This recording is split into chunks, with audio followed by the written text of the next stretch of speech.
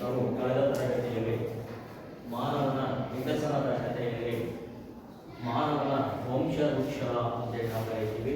ಆ ವಂಶವೃಕ್ಷವನ್ನು ನಾವು ತಿಳ್ಕೊಳ್ತಾ ಹೋಗ್ತೀವಿ. ಅಲ್ಲಿ ಮೇಲು ಕುಟುಂಬದಿಂದ ಹಿಡಿದು ಹೋಮೋ ಕುಲ ಅಂತೇಳಿ ನಾವು ಕರೀತೀವಿ. ಆ ಕುಲದ ಹೊರಗಿನ ಒಂದು ವಿಕಸನ ಹೇಗೆ ನಡೆದುಕೊಂಡು ಬರುವುದರ ಮೂಲಕವಾಗಿ ಭೂಮಿಯ ಮೇಲೆ ಮಾನವನ ವಿಕಸನವಾಯಿತು ಎನ್ನುವಂತಹ ಅಂಶವನ್ನು ನಾವು ಈಗಾಗಲೇ ತಿಳ್ಕೊಂಡಿದ್ದೀವಿ. ಅದೇ ನಿಟ್ಟಿನಲ್ಲಿ ಮಾನವನ ವಿಕಸನಕ್ಕೆ ಸಂಬಂಧಪಟ್ಟ ಹಾಗೆ ಆ ವಿಕಸನಕ್ಕೆ ಕಾರಣವಾದಂತಹ ಅಂಶಗಳು ಯಾವುವು ಎಂಬುದನ್ನು ಕೂಡ ನಾವು ಅಧ್ಯಯನ ಮಾಡ್ತಾ ಇದ್ದೀವಿ. ಆ ಅಂಶಗಳು ಹೇಗೆ ಮಾನವನನ್ನು ಪರಿಪೂರ್ಣವಾದಂತಹ ಮಾನವನನ್ನಾಗಿ ಬೆಳೆಸಲು ಅವಕಾಶವನ್ನು ಕಲ್ಪಿಸಿದವು ಈ ಒಂದು ಭೂಮಿಯ ಮೇಲೆ ಎನ್ನುವಂತಹ ಒಂದು ಅಂಶ ನಮಗೆ ಮುಖ್ಯವಾಗಿ ಬೇಕಾಗುತ್ತೆ. ಆ ನಿಟ್ಟಿನಲ್ಲಿ ನಾವು ಕಳೆದ ತರಗತಿಯಲ್ಲಿ ಅಧ್ಯಯನ ಮಾಡಿದ್ವಿ. ಯಾವುದೋ ವಾಯುಗುಣದ ಬದಲಾವಣೆ ಅಂತೇಳಿ ನಾವು ಏನು ವಾಯುಗುಣದ ಬದಲಾವಣೆ ಮಾನವನ ವಿಕಸನದ ಮೇಲೆ ಹೇಗೆ ತನ್ನ ಪ್ರಭಾವವನ್ನು ಬೀರಿತು? ಹೇಗೆ ಬೀರುತ್ತೆ? ಹೇಗೆ ವಾಯುಗುಣದ ಬದಲಾವಣೆ ಈ ಮಾನವನ ಮೇಲೆ ತನ್ನ ಪ್ರಭಾವವನ್ನು ಬೀರುವುದರ ಮೂಲಕವಾಗಿ ಮಾನವನ ವಿಕಸನಕ್ಕೆ ಕಾರಣವಾಗುತ್ತೆ? ಹಾಗಾದ್ರೆ ಹೇಗೆ ಕಾರಣವಾಗುತ್ತೆ? ಇಲ್ಲಿ ಸಹಜವಾಗಿ ನಾವು ಗಮನಿಸಬೇಕಾಗುತ್ತೆ. ಸುಮಾರು ಕಳೆದ 6 ರಿಂದ 8 ಮಿಲಿಯನ್ ವರ್ಷಗಳ ಪೂರ್ವದಲ್ಲಿ ಈ ಭೂಮಿ ಅನೇಕ ಶೀತ ಯುಗಗಳನ್ನು ಎದುರಿಸಿಕೊಂಡು ಬಂತು ಅಂತೇಳಿ ಹೇಳ್ತಾರೆ. ಈ ಶೀತ ಯುಗಗಳನ್ನು ಎದುರಿಸುವುದರ ಮೂಲಕವಾಗಿ ಈ ಶೀತ ಯುಗಗಳು ಮಾನವನ ವಿಕಸನದಲ್ಲಿ ಮುಖ್ಯವಾದಂತಹ ಪಾತ್ರವನ್ನು ನಿರ್ವಹಿಸಿಕೊಂಡು ಬಂದವು ಅಂತೇಳಿ ಹೇಳ್ತಾರೆ. ಅದರಲ್ಲಿ ಭೂಮಿ ಏನ್ ಮಾಡುತ್ತೆ? ಕೊನೆಯ ಶೀತ ಯುಗವನ್ನು ಪ್ರಾರಂಭಿಸುತ್ತೆ ಸುಮಾರು 2.5 ಮಿಲಿಯನ್ ವರ್ಷಗಳ ಪೂರ್ವದಲ್ಲಿ ಅಂತ ಹೇಳ್ತಾರೆ. ಹಾಗಾದ್ರೆ ಯಾವಾಗ 2.5 ಮಿಲಿಯನ್ ವರ್ಷಗಳ ಪೂರ್ವದಲ್ಲಿ ಭೂಮಿ ಕಡೆಯ ಶೀತ ಯುಗವನ್ನು ಎದುರಿಸುತ್ತೋ ಆ ಒಂದು ಸಮಯದಲ್ಲಿ ಏನಾಗುತ್ತೆ? ಇಡೀ ಭೂಮಿಗೆ ಸಂಪೂರ್ಣವಾಗಿ ಹಿಮಶ್ರಾದಿತಗೊಳ್ತು ಅಂತೇಳಿ ಹೇಳ್ತಾರೆ. ಅಂದ್ರೆ ಹಿಮದಿಂದ ಆವೃತವಾಗಿಕೊಂಡು ಬಂತು ಅಂತೇಳಿ ಹೇಳ್ತಾರೆ. ಯಾವಾಗ ಭೂಮಿ ಹಿಮದಿಂದ ಆವೃತಗೊಳ್ಳುತ್ತೋ ಆವಾಗ ಏನಾಗುತ್ತೆ? ಭೂಮಿಯ ಮೇಲ್ಭಾಗದಲ್ಲಿ ಮಹತ್ತರವಾದಂತಹ ಬದಲಾವಣೆಗಳು ಪ್ರಾರಂಭವಾಗಿಕೊಂಡು ಬಂದುವು ಅಂತೇಳಿ ಹೇಳ್ತಾರೆ. ಹಾಗಾದ್ರೆ ಏನೆಲ್ಲ ಬದಲಾವಣೆಗಳು ಪ್ರಾರಂಭವಾಗ್ತವ? ಇಲ್ಲಿ ಯಾವಾಗ ಹಿಮ ಭೂಮಿಯನ್ನು ಆವರಿಸುತ್ತೋ ಆವಾಗ ಈ ಭೂಮಿಯ ಮೇಲ್ಭಾಗದಲ್ಲಿ ದಟ್ಟವಾದಂತಹ ಅರಣ್ಯವನ್ನು ಏನ್ ಮಾಡುತ್ತೆ? ಕುಗ್ಗಿಸುವುದರ ಮೂಲಕವಾಗಿ ಏನ್ ಮಾಡ್ತೋ? ಇಲ್ಲಿ ಹುಲ್ಲುಗಾವಲು ಪ್ರದೇಶವನ್ನು ನಿರ್ಮಾಣ ಮಾಡ್ತು ಅಂತೇಳಿ ಹೇಳ್ತಾರೆ. ಈ ಹುಲ್ಲುಗಾವಲು ಪ್ರದೇಶ ನಿರ್ಮಾಣವಾಗುವುದರ ಮೂಲಕವಾಗಿ ಹಾಗೆ ಮರುಭೂಮಿ ಇಲ್ಲಿ ನಿರ್ಮಾಣವಾಗುವುದರ ಮೂಲಕವಾಗಿ ಹಾಗೆ ಮರುಭೂಮಿಯ ಜೊತೆಯಲ್ಲಿ ಏನ್ ನಿರ್ಮಾಣವಾಗುತ್ತೆ? ಇಲ್ಲಿ ಸಹಜವಾಗಿಯೇ ಇಲ್ಲಿ ಬಯಲು ಪ್ರದೇಶ ಅಂತೇಳಿ ನಾವು ಕರೀತೀವಿ. ಈ 3 ವಲಯಗಳನ್ನು ಈ ಭೂಮಿಯ ಮೇಲೆ ಯಾವುದು ನಿರ್ಮಿಸಿಕೊಂಡು ಬರುತ್ತೆ? ಈ ಒಂದು ಹಿಮ ಆವರಿಸುವುದರ ಮೂಲಕವಾಗಿ ದಟ್ಟವಾದಂತಹ ಅರಣ್ಯಗಳನ್ನು ಕುಗ್ಗಿಸುವುದರ ಮೂಲಕವಾಗಿ ಇಡೀ ಭೂಮಿಯ ಮೇಲ್ಭಾಗ ಏನಾಗುತ್ತೆ? 3 ವಲಯಗಳಾಗಿ ನಿರ್ಮಾಣಗೊಳ್ತು ಅಂತೇಳಿ ಯಾವಾಗ ಈ 3 ವಲಯಗಳಲ್ಲಿ ನಿರ್ಮಾಣಗೊಳ್ತೋ ಆವಾಗ ಈ ಒಂದು ವ್ಯವಸ್ಥೆ ಏನ್ ಮಾಡುತ್ತೆ? ಸಸ್ಯ ಮತ್ತು ಪ್ರಾಣಿ ಪ್ರಭೇದಗಳ ಮೇಲೆ ಗಾಢವಾದಂತಹ ಪ್ರಭಾವವನ್ನು ಬೀರಿತು ಅಂತೇಳಿ ಹೇಳುತ್ತೆ. ಅದರಲ್ಲಿ ಸಹಜವಾಗಿ ನಾವು ಗಮನಿಸಬೇಕಾಗುತ್ತೆ. ಈ ಒಂದು ವ್ಯವಸ್ಥೆ ಭೂಮಿಯ ಮೇಲೆ ಯಾವುದರ ಸಮಸ್ಯೆಗೆ ಕಾರಣವಾಗುತ್ತೆ? ಆಹಾರದ ಸಮಸ್ಯೆಗೆ ಕಾರಣವಾಗುತ್ತೆ. ಯಾವ ಪ್ರಾಣಿ ಪ್ರಭೇದಗಳು ತಮ್ಮ ಆಹಾರವನ್ನು ಉತ್ಪಾದಿಸಿಕೊಳ್ಳೋದು ಅಥವಾ ಆ ಆಹಾರವನ್ನು ಸಂಗ್ರಹಿಸಲು ಸಶಕ್ತವಾಗ್ತವೋ ಅಂತಹ ಪ್ರಾಣಿ ಪ್ರಭೇದಗಳಿಗೆ ಏನಾಗ್ತವೆ? ಭೂಮಿಯ ಮೇಲೆ ಬದುಕುವುದರ ಮೂಲಕವಾಗಿ ಆ ಒಂದು ಆಹಾರದ ಕೊರತೆಯನ್ನು ಯಾವ ಪ್ರಾಣಿ ಪ್ರಭೇದಗಳು ನೀಗಿಸಿಕೊಳ್ಳುವಲ್ಲಿ ವಿಫಲವಾಗ್ತವೋ ಅಂತಹ ಪ್ರಾಣಿ ಪ್ರಭೇದಗಳು ಏನಾಗ್ತವೆ? ನಶಿಸಿ ಹೋದವು ಅಂತೇಳಿ ತಿಳಿಯುತ್ತೆ. ಇಂತಹ ಶೀತಯುಗ ಇಲ್ಲಿ ಏನ್ ಮಾಡುತ್ತೆ? ಮಾನವನ ಪ್ರಜಾತಿಯ ಮೇಲೆ ಗಾಢವಾದಂತಹ ಪ್ರಭಾವವನ್ನು ಬೀರುವುದರ ಮೂಲಕವಾಗಿ ಇಂತಹ ಶೀತದಿಂದ ಮಾನವ ಪ್ರಜಾತಿ ತನ್ನನ್ನು ತಾನು ರಕ್ಷಿಸಿಕೊಳ್ಳುವುದಕ್ಕೋಸ್ಕರವಾಗಿ ಏನ್ ಮಾಡುತ್ತೆ? ಪ್ರಾಣಿಗಳ ಚರ್ಮವನ್ನು ಬಳಸುವುದರ ಮೂಲಕವಾಗಿ ಏನ್ ಮಾಡ್ತಾನೆ?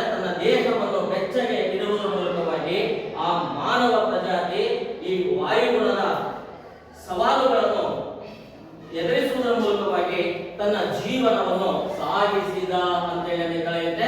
ಹಾಗಾಗಿ ಇಲ್ಲಿ ಬಹುಮುಖ್ಯವಾಗಿ ನಾವು ಗಮನಿಸಬೇಕಾಗುತ್ತೆ, ಕಳೆದ ಹಲವಾರು ವರ್ಷಗಳನ್ನು ಅಂದ್ರೆ ಮಿಲಿಯನ್ ವರ್ಷಗಳ ಹಿಂದಿನ ವಾತಾವರಣಕ್ಕೂ ವಾಸ್ತವ ವಾತಾವರಣಕ್ಕೂ ಏನು ಬಹಳಷ್ಟು ಅಜಗಜಾಂತರವಾದಂತಹ ವ್ಯತ್ಯಾಸವನ್ನು ನಾವಿಲ್ಲಿ ಗಮನಿಸಬೇಕಾಗುತ್ತೆ. ಅದರಲ್ಲಿ ಬಹುಮುಖ್ಯವಾಗಿ ಇಂದು ನಾವು ಬೆಚ್ಚನೆಯ ವಾತಾವರಣದಲ್ಲಿ ಜೀವನವನ್ನು ಸಾಗಿಸುತ್ತಾ ಬಂದಿದ್ದೇವೆ ಅಂತೇಳಿ ನಮಗೆ ತಿಳಿಯುತ್ತೆ. ಅಂದ್ರೆ ಇಂತಹ ವಾಯುಗುಣದ ಬದಲಾವಣೆ ಬಹುಮುಖ್ಯವಾಗಿ ಮಾನವನ ವಿಕಸನದ ಮೇಲೆ ಪ್ರಮುಖ ಕಾರಣವಾಗಿಕೊಂಡು ಬಂತು ಅಂತೇಳಿ ನಮಗೆ ತಿಳಿಯುತ್ತೆ. ಇಲ್ಲಿವರೆಗೂ ಕಳೆದ ತರಗತಿಯಲ್ಲಿ ಆಗಿದೆ, ಹೌದಾ? ಇದಾದ ತರುವಾಯದಲ್ಲಿ ಇಲ್ಲಿ ಮೆದುಳಿನ ಗಾತ್ರದಲ್ಲಿ ವೃದ್ಧಿ ಅಂತೇಳಿ ನಾವು, ಅಂದರೆ ಮಾನವನಿಗೆ ಮೆದುಳು ಅತಿ ಅವಶ್ಯಕವಾಗಿ ಬೇಕಾಗಿರುವಂತಹ ಒಂದು ಭಾಗ ಅಂತೇಳಿ ನಾವು ಅಥವಾ ಅಂಗ ಅಂತೇಳಿ ನಾವು. ಯಾಕೆ ಮಾನವನಿಗೆ ಮೆದುಳು ಅತಿ ಅವಶ್ಯಕವಾಗಿ ಬೇಕು? ಇಲ್ಲಿ ಬಹುಮುಖ್ಯವಾಗಿ ಮಾನವನಿಗೆ ಮೆದುಳು ಯಾಕೆ ಬೇಕಪ್ಪ ಅಂದ್ರೆ, ಒಂದನೇದಾಗಿ ಪ್ರಕೃತಿಯ ಸವಾಲುಗಳು ಅಂತೇಳಿ ನಾವು ಕರೀತೀವಿ.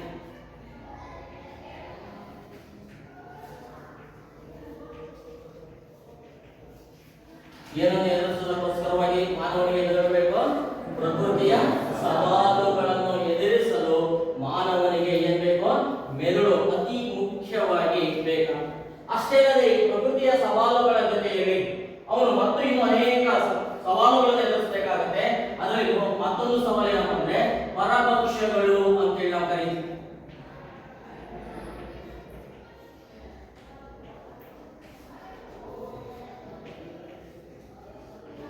ಯಾವುದರಿಂದ ರಕ್ಷಣೆ ಪಡ್ಕೋಬೇಕಾಗಿರುತ್ತೆ? ಪರಭಕ್ಷಗಳು ಅಂದ್ರೆ ಅವನಿಗಿಂತಲೂ ದೈತ್ಯವಾದಂತಹ ಪ್ರಾಣಿಗಳು ಅಂತೇಳಿ ನಾವು ಕರೀತೀವಿ. ಅಂದ್ರೆ ನಾನು ಹೇಳಿದ್ರೆ ನಿಮಗೆ ಆನೆ ಇದೆ, ಹುಲಿ ಇದೆ, ಸಿಂಹ, ಚಿರತೆ ಅಂತೇಳಿ ಕರೀತೀವಿ. ಹಾಗೆ ಇನ್ನೂ ಅನೇಕ ಕರಡಿ ಅಂತೇಳಿ ಕರೀತೀವಿ. ಇಂತಹ ಪ್ರಾಣಿಗಳಿಂದ ಎದುರಾಗುವಂತಹ ಸಮಸ್ಯೆಗಳಿಂದ ಅವನು ಏನ್ ಮಾಡಬೇಕು? ತಪ್ಪಿಸ್ಕೋಬೇಕಾಗುತ್ತೆ. ಆ ಕಾರಣದಿಂದಾಗಿ ಏನ್ ಬೇಕಾಗುತ್ತೆ? ಮಾನವನಿಗೆ ಮೆದುಳು ಬೇಕಾಗುತ್ತೆ. ಆ ಕಾರಣದಿಂದಾಗಿ ಮುಖ್ಯವಾಗಿ ಎರಡು ಅಂಶಗಳ ಹಿನ್ನೆಲೆಯಲ್ಲಿ ಮಾನವನಿಗೆ ದೊಡ್ಡ ಗಾತ್ರದ ಅಂತೇಳಿ ನಾವು ಕರೀತೀವಿ. ಈ ದೊಡ್ಡ ಗಾತ್ರದ ಮೆದುಳು ಮತ್ತು ಸಂಕೀರ್ಣವಾದಂತಹ ಮೆದುಳು ವಿಕಸಿಸಿಕೊಂಡು ಬಂತು ಅಂತೇಳಿ ನಮಗೆ. ಯಾವಾಗ ವಿಕಸಿಸಿಕೊಂಡು ಬರುತ್ತೋ ಆವಾಗ ಇಲ್ಲಿ ಬಹುಮುಖ್ಯವಾಗಿ ನಾವು ಗಮನಿಸಬೇಕಾಗುತ್ತೆ, ಅನೇಕ ಮಾನವನ ಪ್ರಜಾತಿಗಳು ಇಲ್ಲಿ ಹುಟ್ಟುವುದರ ಮೂಲಕವಾಗಿ ಆ ಒಂದು ಹುಟ್ಟಿದಂತಹ ಅನೇಕ ಮಾನವ ಪ್ರಜಾತಿಗಳು ಇಲ್ಲಿ ಏನಾಗಿದ್ದಾವೆ? ನಶಿಸಿ ಹೋಗಿದ್ದಾವೆ, ವಿಕಸನವನ್ನು ಹೊಂದುತ್ತಾ ಅಂತೇಳಿ ನಮಗೆ ತಿಳಿಯುತ್ತೆ. ಆ ಕಾರಣದಿಂದಾಗಿ ಮೊಟ್ಟ ಮೊದಲ ಮಾನವ ಪ್ರಜಾತಿಯಾದಂತಹ ಇಲ್ಲಿ ಬಹುಮುಖ್ಯವಾಗಿ ಬರುವಂತಹ ಯಾವ ಮಾನವ ಪ್ರಜಾತಿ ಬರುತ್ತೆ? ಹೋಮೋ ಎಬಲಿಸ್ ಅಂತೇಳಿ ನಾವು ಕರೀತೀವಿ. ಯಾವ ಮಾನವ ಪ್ರಜಾತಿ ಬರುತ್ತೆ? ಹೋಮೋ ಎಬಲಿಸ್ ಎನ್ನುವಂತಹ ಮಾನವ ಪ್ರಜಾತಿ ಇಲ್ಲಿ ಬಹುಮುಖ್ಯವಾಗಿ ಬರುತ್ತೆ. ಆ ಮಾನವ ಪ್ರಜಾತಿಯ ಒಂದು ಮೆದುಳಿನ ಗಾತ್ರ ಎಷ್ಟಪ್ಪ ಅಂದ್ರೆ 600 ಘನ ಸೆಂಟಿಮೀಟರ್ ಅಂತೇಳಿ ನಾವು ಕರೀತೀವಿ. ಈ 600 ಘನ ಸೆಂಟಿಮೀಟರ್ ಅಂದ್ರೆ ಗಾತ್ರದಷ್ಟು ದೊಡ್ಡದಾದಂತಹ ಮೆದುಳನ್ನು ಹೋಮೋ ಎಬಲಿಸ್ ಎನ್ನುವಂತಹ ಮಾನವ ಪ್ರಜಾತಿ ಒಳಗೊಳ್ತು ಅಂತೇಳಿ ನಮಗೆ ತಿಳಿಯುತ್ತೆ. ಈ ಒಂದು ಇಲ್ಲಿ ಸಹಜವಾಗಿಯೇ ಈ ಒಂದು ಮಾನವನ ಮೆದುಳು ಮತ್ತು ಚಿಂಪಾಂಜಿಯ ಮೆದುಳನ್ನು ಹೋಲಿಕೆ ಮಾಡಿ ನೋಡಿದಾಗ ಮಾನವನ ಮೆದುಳು ಅಂದ್ರೆ ಇಲ್ಲಿ ಹೋಮೋ ಎಬಲಿಸ್ ಎನ್ನುವಂತಹ ಮಾನವನ ಪ್ರಜಾತಿಯ ಮೆದುಳು ಏನಾಗಿದೆ? ಚಿಂಪಾಂಜಿಯ ಮೆದುಳಿನ ಗಾತ್ರಕ್ಕಿಂತಲೂ ಏನಾಗಿದೆ? ಹೆಚ್ಚಾದಂತಹ ಅಥವಾ ದೊಡ್ಡದಾದಂತಹ ಒಂದು ಮೆದುಳಿನ ಬೆಳವಣಿಗೆಯನ್ನು ನಾವಿಲ್ಲಿ ಗಮನಿಸಬಹುದಾಗಿದೆ ಅಂತೇಳಿ ತಿಳಿಯುತ್ತೆ. ಇದಾದ ತರುವಾಯದಲ್ಲಿ ಮಾನವ ತನ್ನ ವಿಕಸನವನ್ನು ಸಾಧಿಸುವುದರ ಮೂಲಕವಾಗಿ ಮಾನವನ ಪ್ರಜಾತಿಯಲ್ಲಿ ಈ ಒಂದು ಹೋಮೋ ಎಬಲಿಸ್ ಎನ್ನುವಂತಹ ಮಾನವ ಪ್ರಜಾತಿ ನಶಿಸಿ ಹೋಗುವುದರ ಮೂಲಕವಾಗಿ ಏನಾಗುತ್ತೆ? ಹೋಮೋ ಎರೆಕ್ಟಸ್ ಅಂತೇಳಿ ನಾವು ಕರೀತೀವಿ. ಆ ಒಂದು ಮಾನವ ಪ್ರಜಾತಿ ಇಲ್ಲಿ ಭೂಮಿಯ ಮೇಲೆ ತನ್ನ ಏಳಿಗೆಯನ್ನು ಸಾಧಿಸಿದೆ. ಹಾಗಾದ್ರೆ ಈ ಹೋಮೋ ಎರೆಕ್ಟಸ್ ಎನ್ನುವಂತಹ ಮಾನವ ಪ್ರಜಾತಿ ಇಲ್ಲಿ ಭೂಮಿಯ ಮೇಲೆ ಯಾವಾಗ ವಿಕಸಿಸಿಕೊಂಡು ಬಂತೋ ಅಂತಹ ಮಾನವ ಪ್ರಜಾತಿಯ ಒಂದು ಮೆದುಳಿನ ಗಾತ್ರ ಎಷ್ಟಾಗುತ್ತಪ್ಪ ಅಂದ್ರೆ 800ರಿಂದ ಹಿಡಿದು 1100ರವರೆಗೆ ಅಂದ್ರೆ ಘನ ಸೆಂಟಿಮೀಟರ್ ಅಂತೇಳಿ ನಾವು ಕರೀತೀವಿ. ಅಥವಾ 800ರಿಂದ 1100 ಸಿಸಿ ಅಂತೇಳಿ ನಾವು ಕರೀತೀವಿ. ಅಂದ್ರೆ ಅಷ್ಟು ದೊಡ್ಡದಾದಂತಹ ಒಂದು ಮೆದುಳಿನ ಗಾತ್ರವನ್ನು ಯಾವುದು ಒಳಗೊಳ್ಳುತ್ತೆ? ಹೋಮೋ ಎರೆಕ್ಟಸ್ ಎನ್ನುವಂತಹ ಮಾನವ ಪ್ರಜಾತಿ ಮೆದುಳಿನ ಗಾತ್ರವನ್ನು ಒಳಗೊಳ್ಳುತ್ತೆ. ಹಾಗಾದ್ರೆ ಹೋಮೋ ಎರೆಕ್ಟಸ್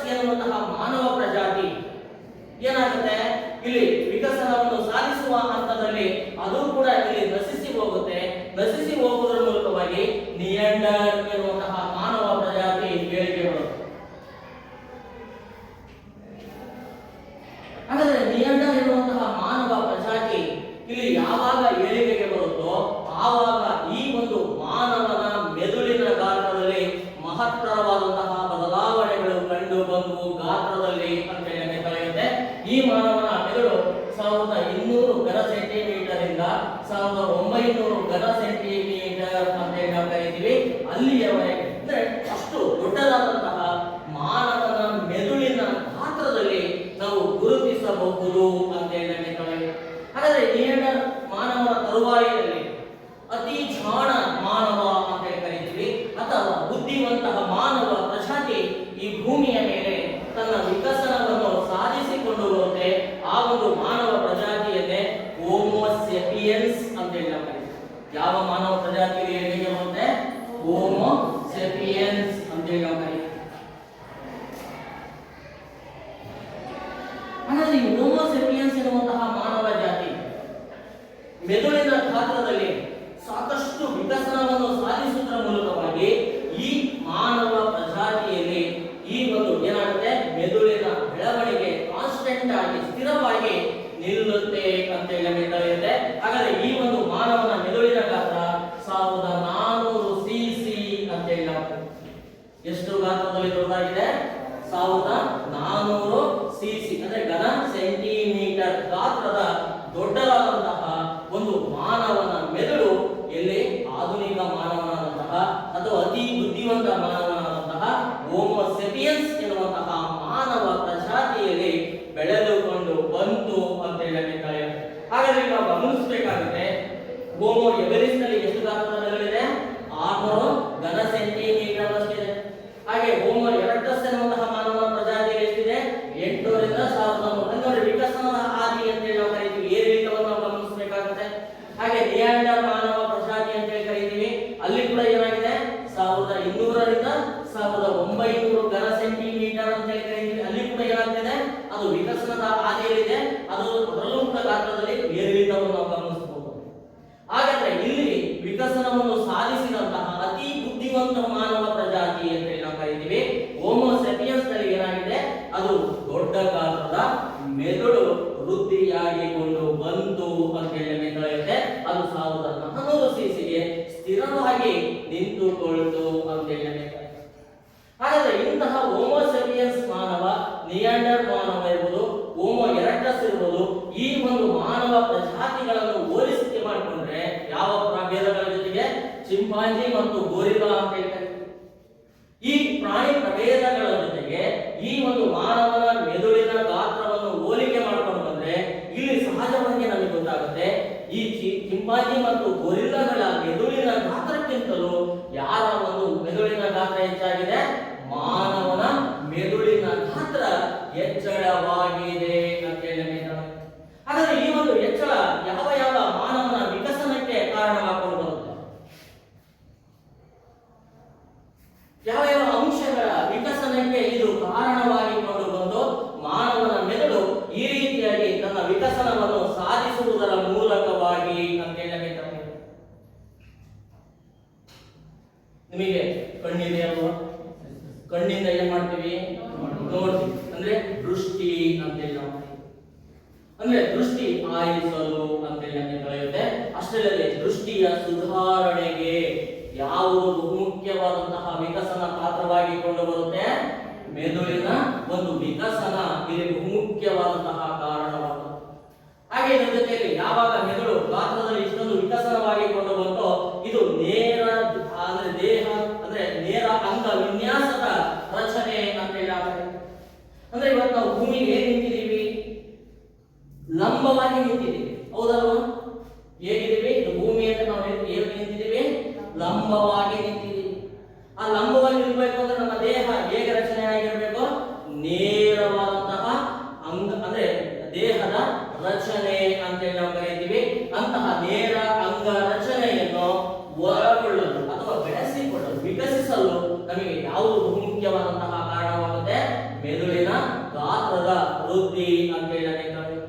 ಅಷ್ಟೇ ಅಲ್ಲದೆ ನೇರ ಅಂಗ ವಿನ್ಯಾಸದ ಜೊತೆಯಲ್ಲಿ ನಾವೇನ್ ಮಾಡ್ತಿದ್ದೀವಿ? ಒಂದ್ ಕಡೆ ಇನ್ನೊಂದ್ ಕಡೆ ಕೂಡ ಹೋಗ್ಬೇಕು ಅಂದ್ರೆ ನಡ್ಕೊಂಡು ಹೋಗ್ತಾ ಇದ್ದೀವಿ. ಇಲ್ಲ ಕೆಲವು ಸಲ ನಾವೇನ್ ಮಾಡ್ತೀವಿ? ಓಡ್ ಹೋಗ್ತೀವಿ. ಹಾಗಾದ್ರೆ ಓಡುವಾಗ ನಡೆಯುವಾಗ ನಾವೇನ್ ಮಾಡ್ತೀವಿ? 4 ಕಾಲುಗಳನ್ನು ಬಳಸ್ತಾ ಇದೀವ? ಎಷ್ಟು ಕಾಲುಗಳು? 2 ಕಾಲುಗಳು ಅಂತ ಹೇಳಿ ಕರೀತೀವಿ.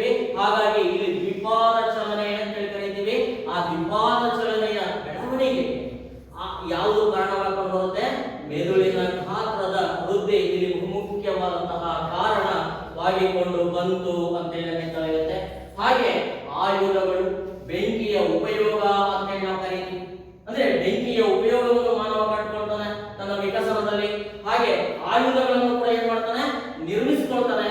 ಯಾಕೆ? ಪರಪಕ್ಷಗಳಿಂದ ತನ್ನನ್ನು ತಾನು ರಕ್ಷಿಸಿಕೊಳ್ಬೇಕಾಗಿರುತ್ತೆ. ತನ್ನ ಅಳಿವು ಉಳಿವಿನ ಪ್ರಶ್ನೆಯಾಗಿರುತ್ತೆ.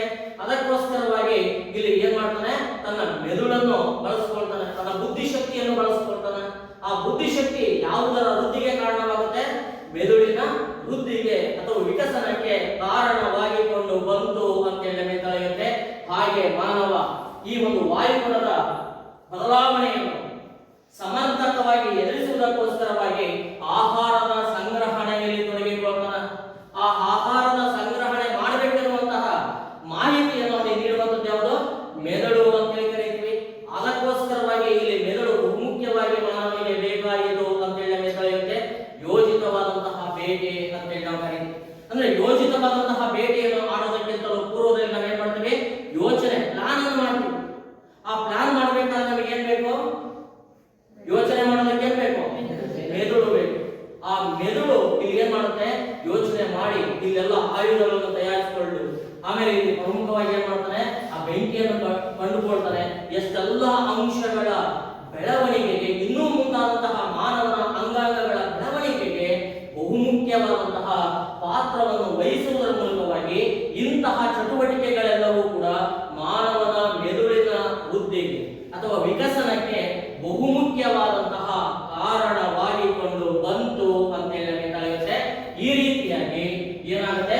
ಮಾನವನ ವಿಕಸನದ ಪ್ರಮುಖ ಅಂಶಗಳಲ್ಲಿ ಮಾನವನ ಮೆದುಳಿನ ಗಾತ್ರದ ವೃದ್ಧಿ ಬಹುಮುಖ್ಯವಾಗಿ ಆದಂತಹ ಒಂದು ವಿಕಸನ ಅಂತ ಹೇಳಿ ಕರೀತೀವಿ. ಈ ರೀತಿಯಾಗಿ ಈ ಒಂದು ಅಂದ್ರೆ ಮೆದುಳಿನ ಗಾತ್ರದಲ್ಲಿ ವೃದ್ಧಿ ಅಂತ ಹೇಳಿ ನಾವು. ಹಾಗೆ ಇದಾದ ನಂತರದಲ್ಲಿ ಇಲ್ಲಿ ಬಹುಮುಖ್ಯವಾಗಿ ಯಾವುದು ಬರುತ್ತೆ? ಆಹಾರ ಮತ್ತು ಆಶ್ರಯ ತಾಣಗಳು ಅಂತ ಹೇಳಿ ನಾವು ಕರೀತೀವಿ. ಹಾಗಾದ್ರೆ ಆಹಾರ ಮತ್ತು ಆಶ್ರಯ ತಾಣಗಳು ಅಂದ ತಕ್ಷಣವೇ ನಾವಿಲ್ಲಿ ಗಮನಿಸಬೇಕಾಗುತ್ತೆ.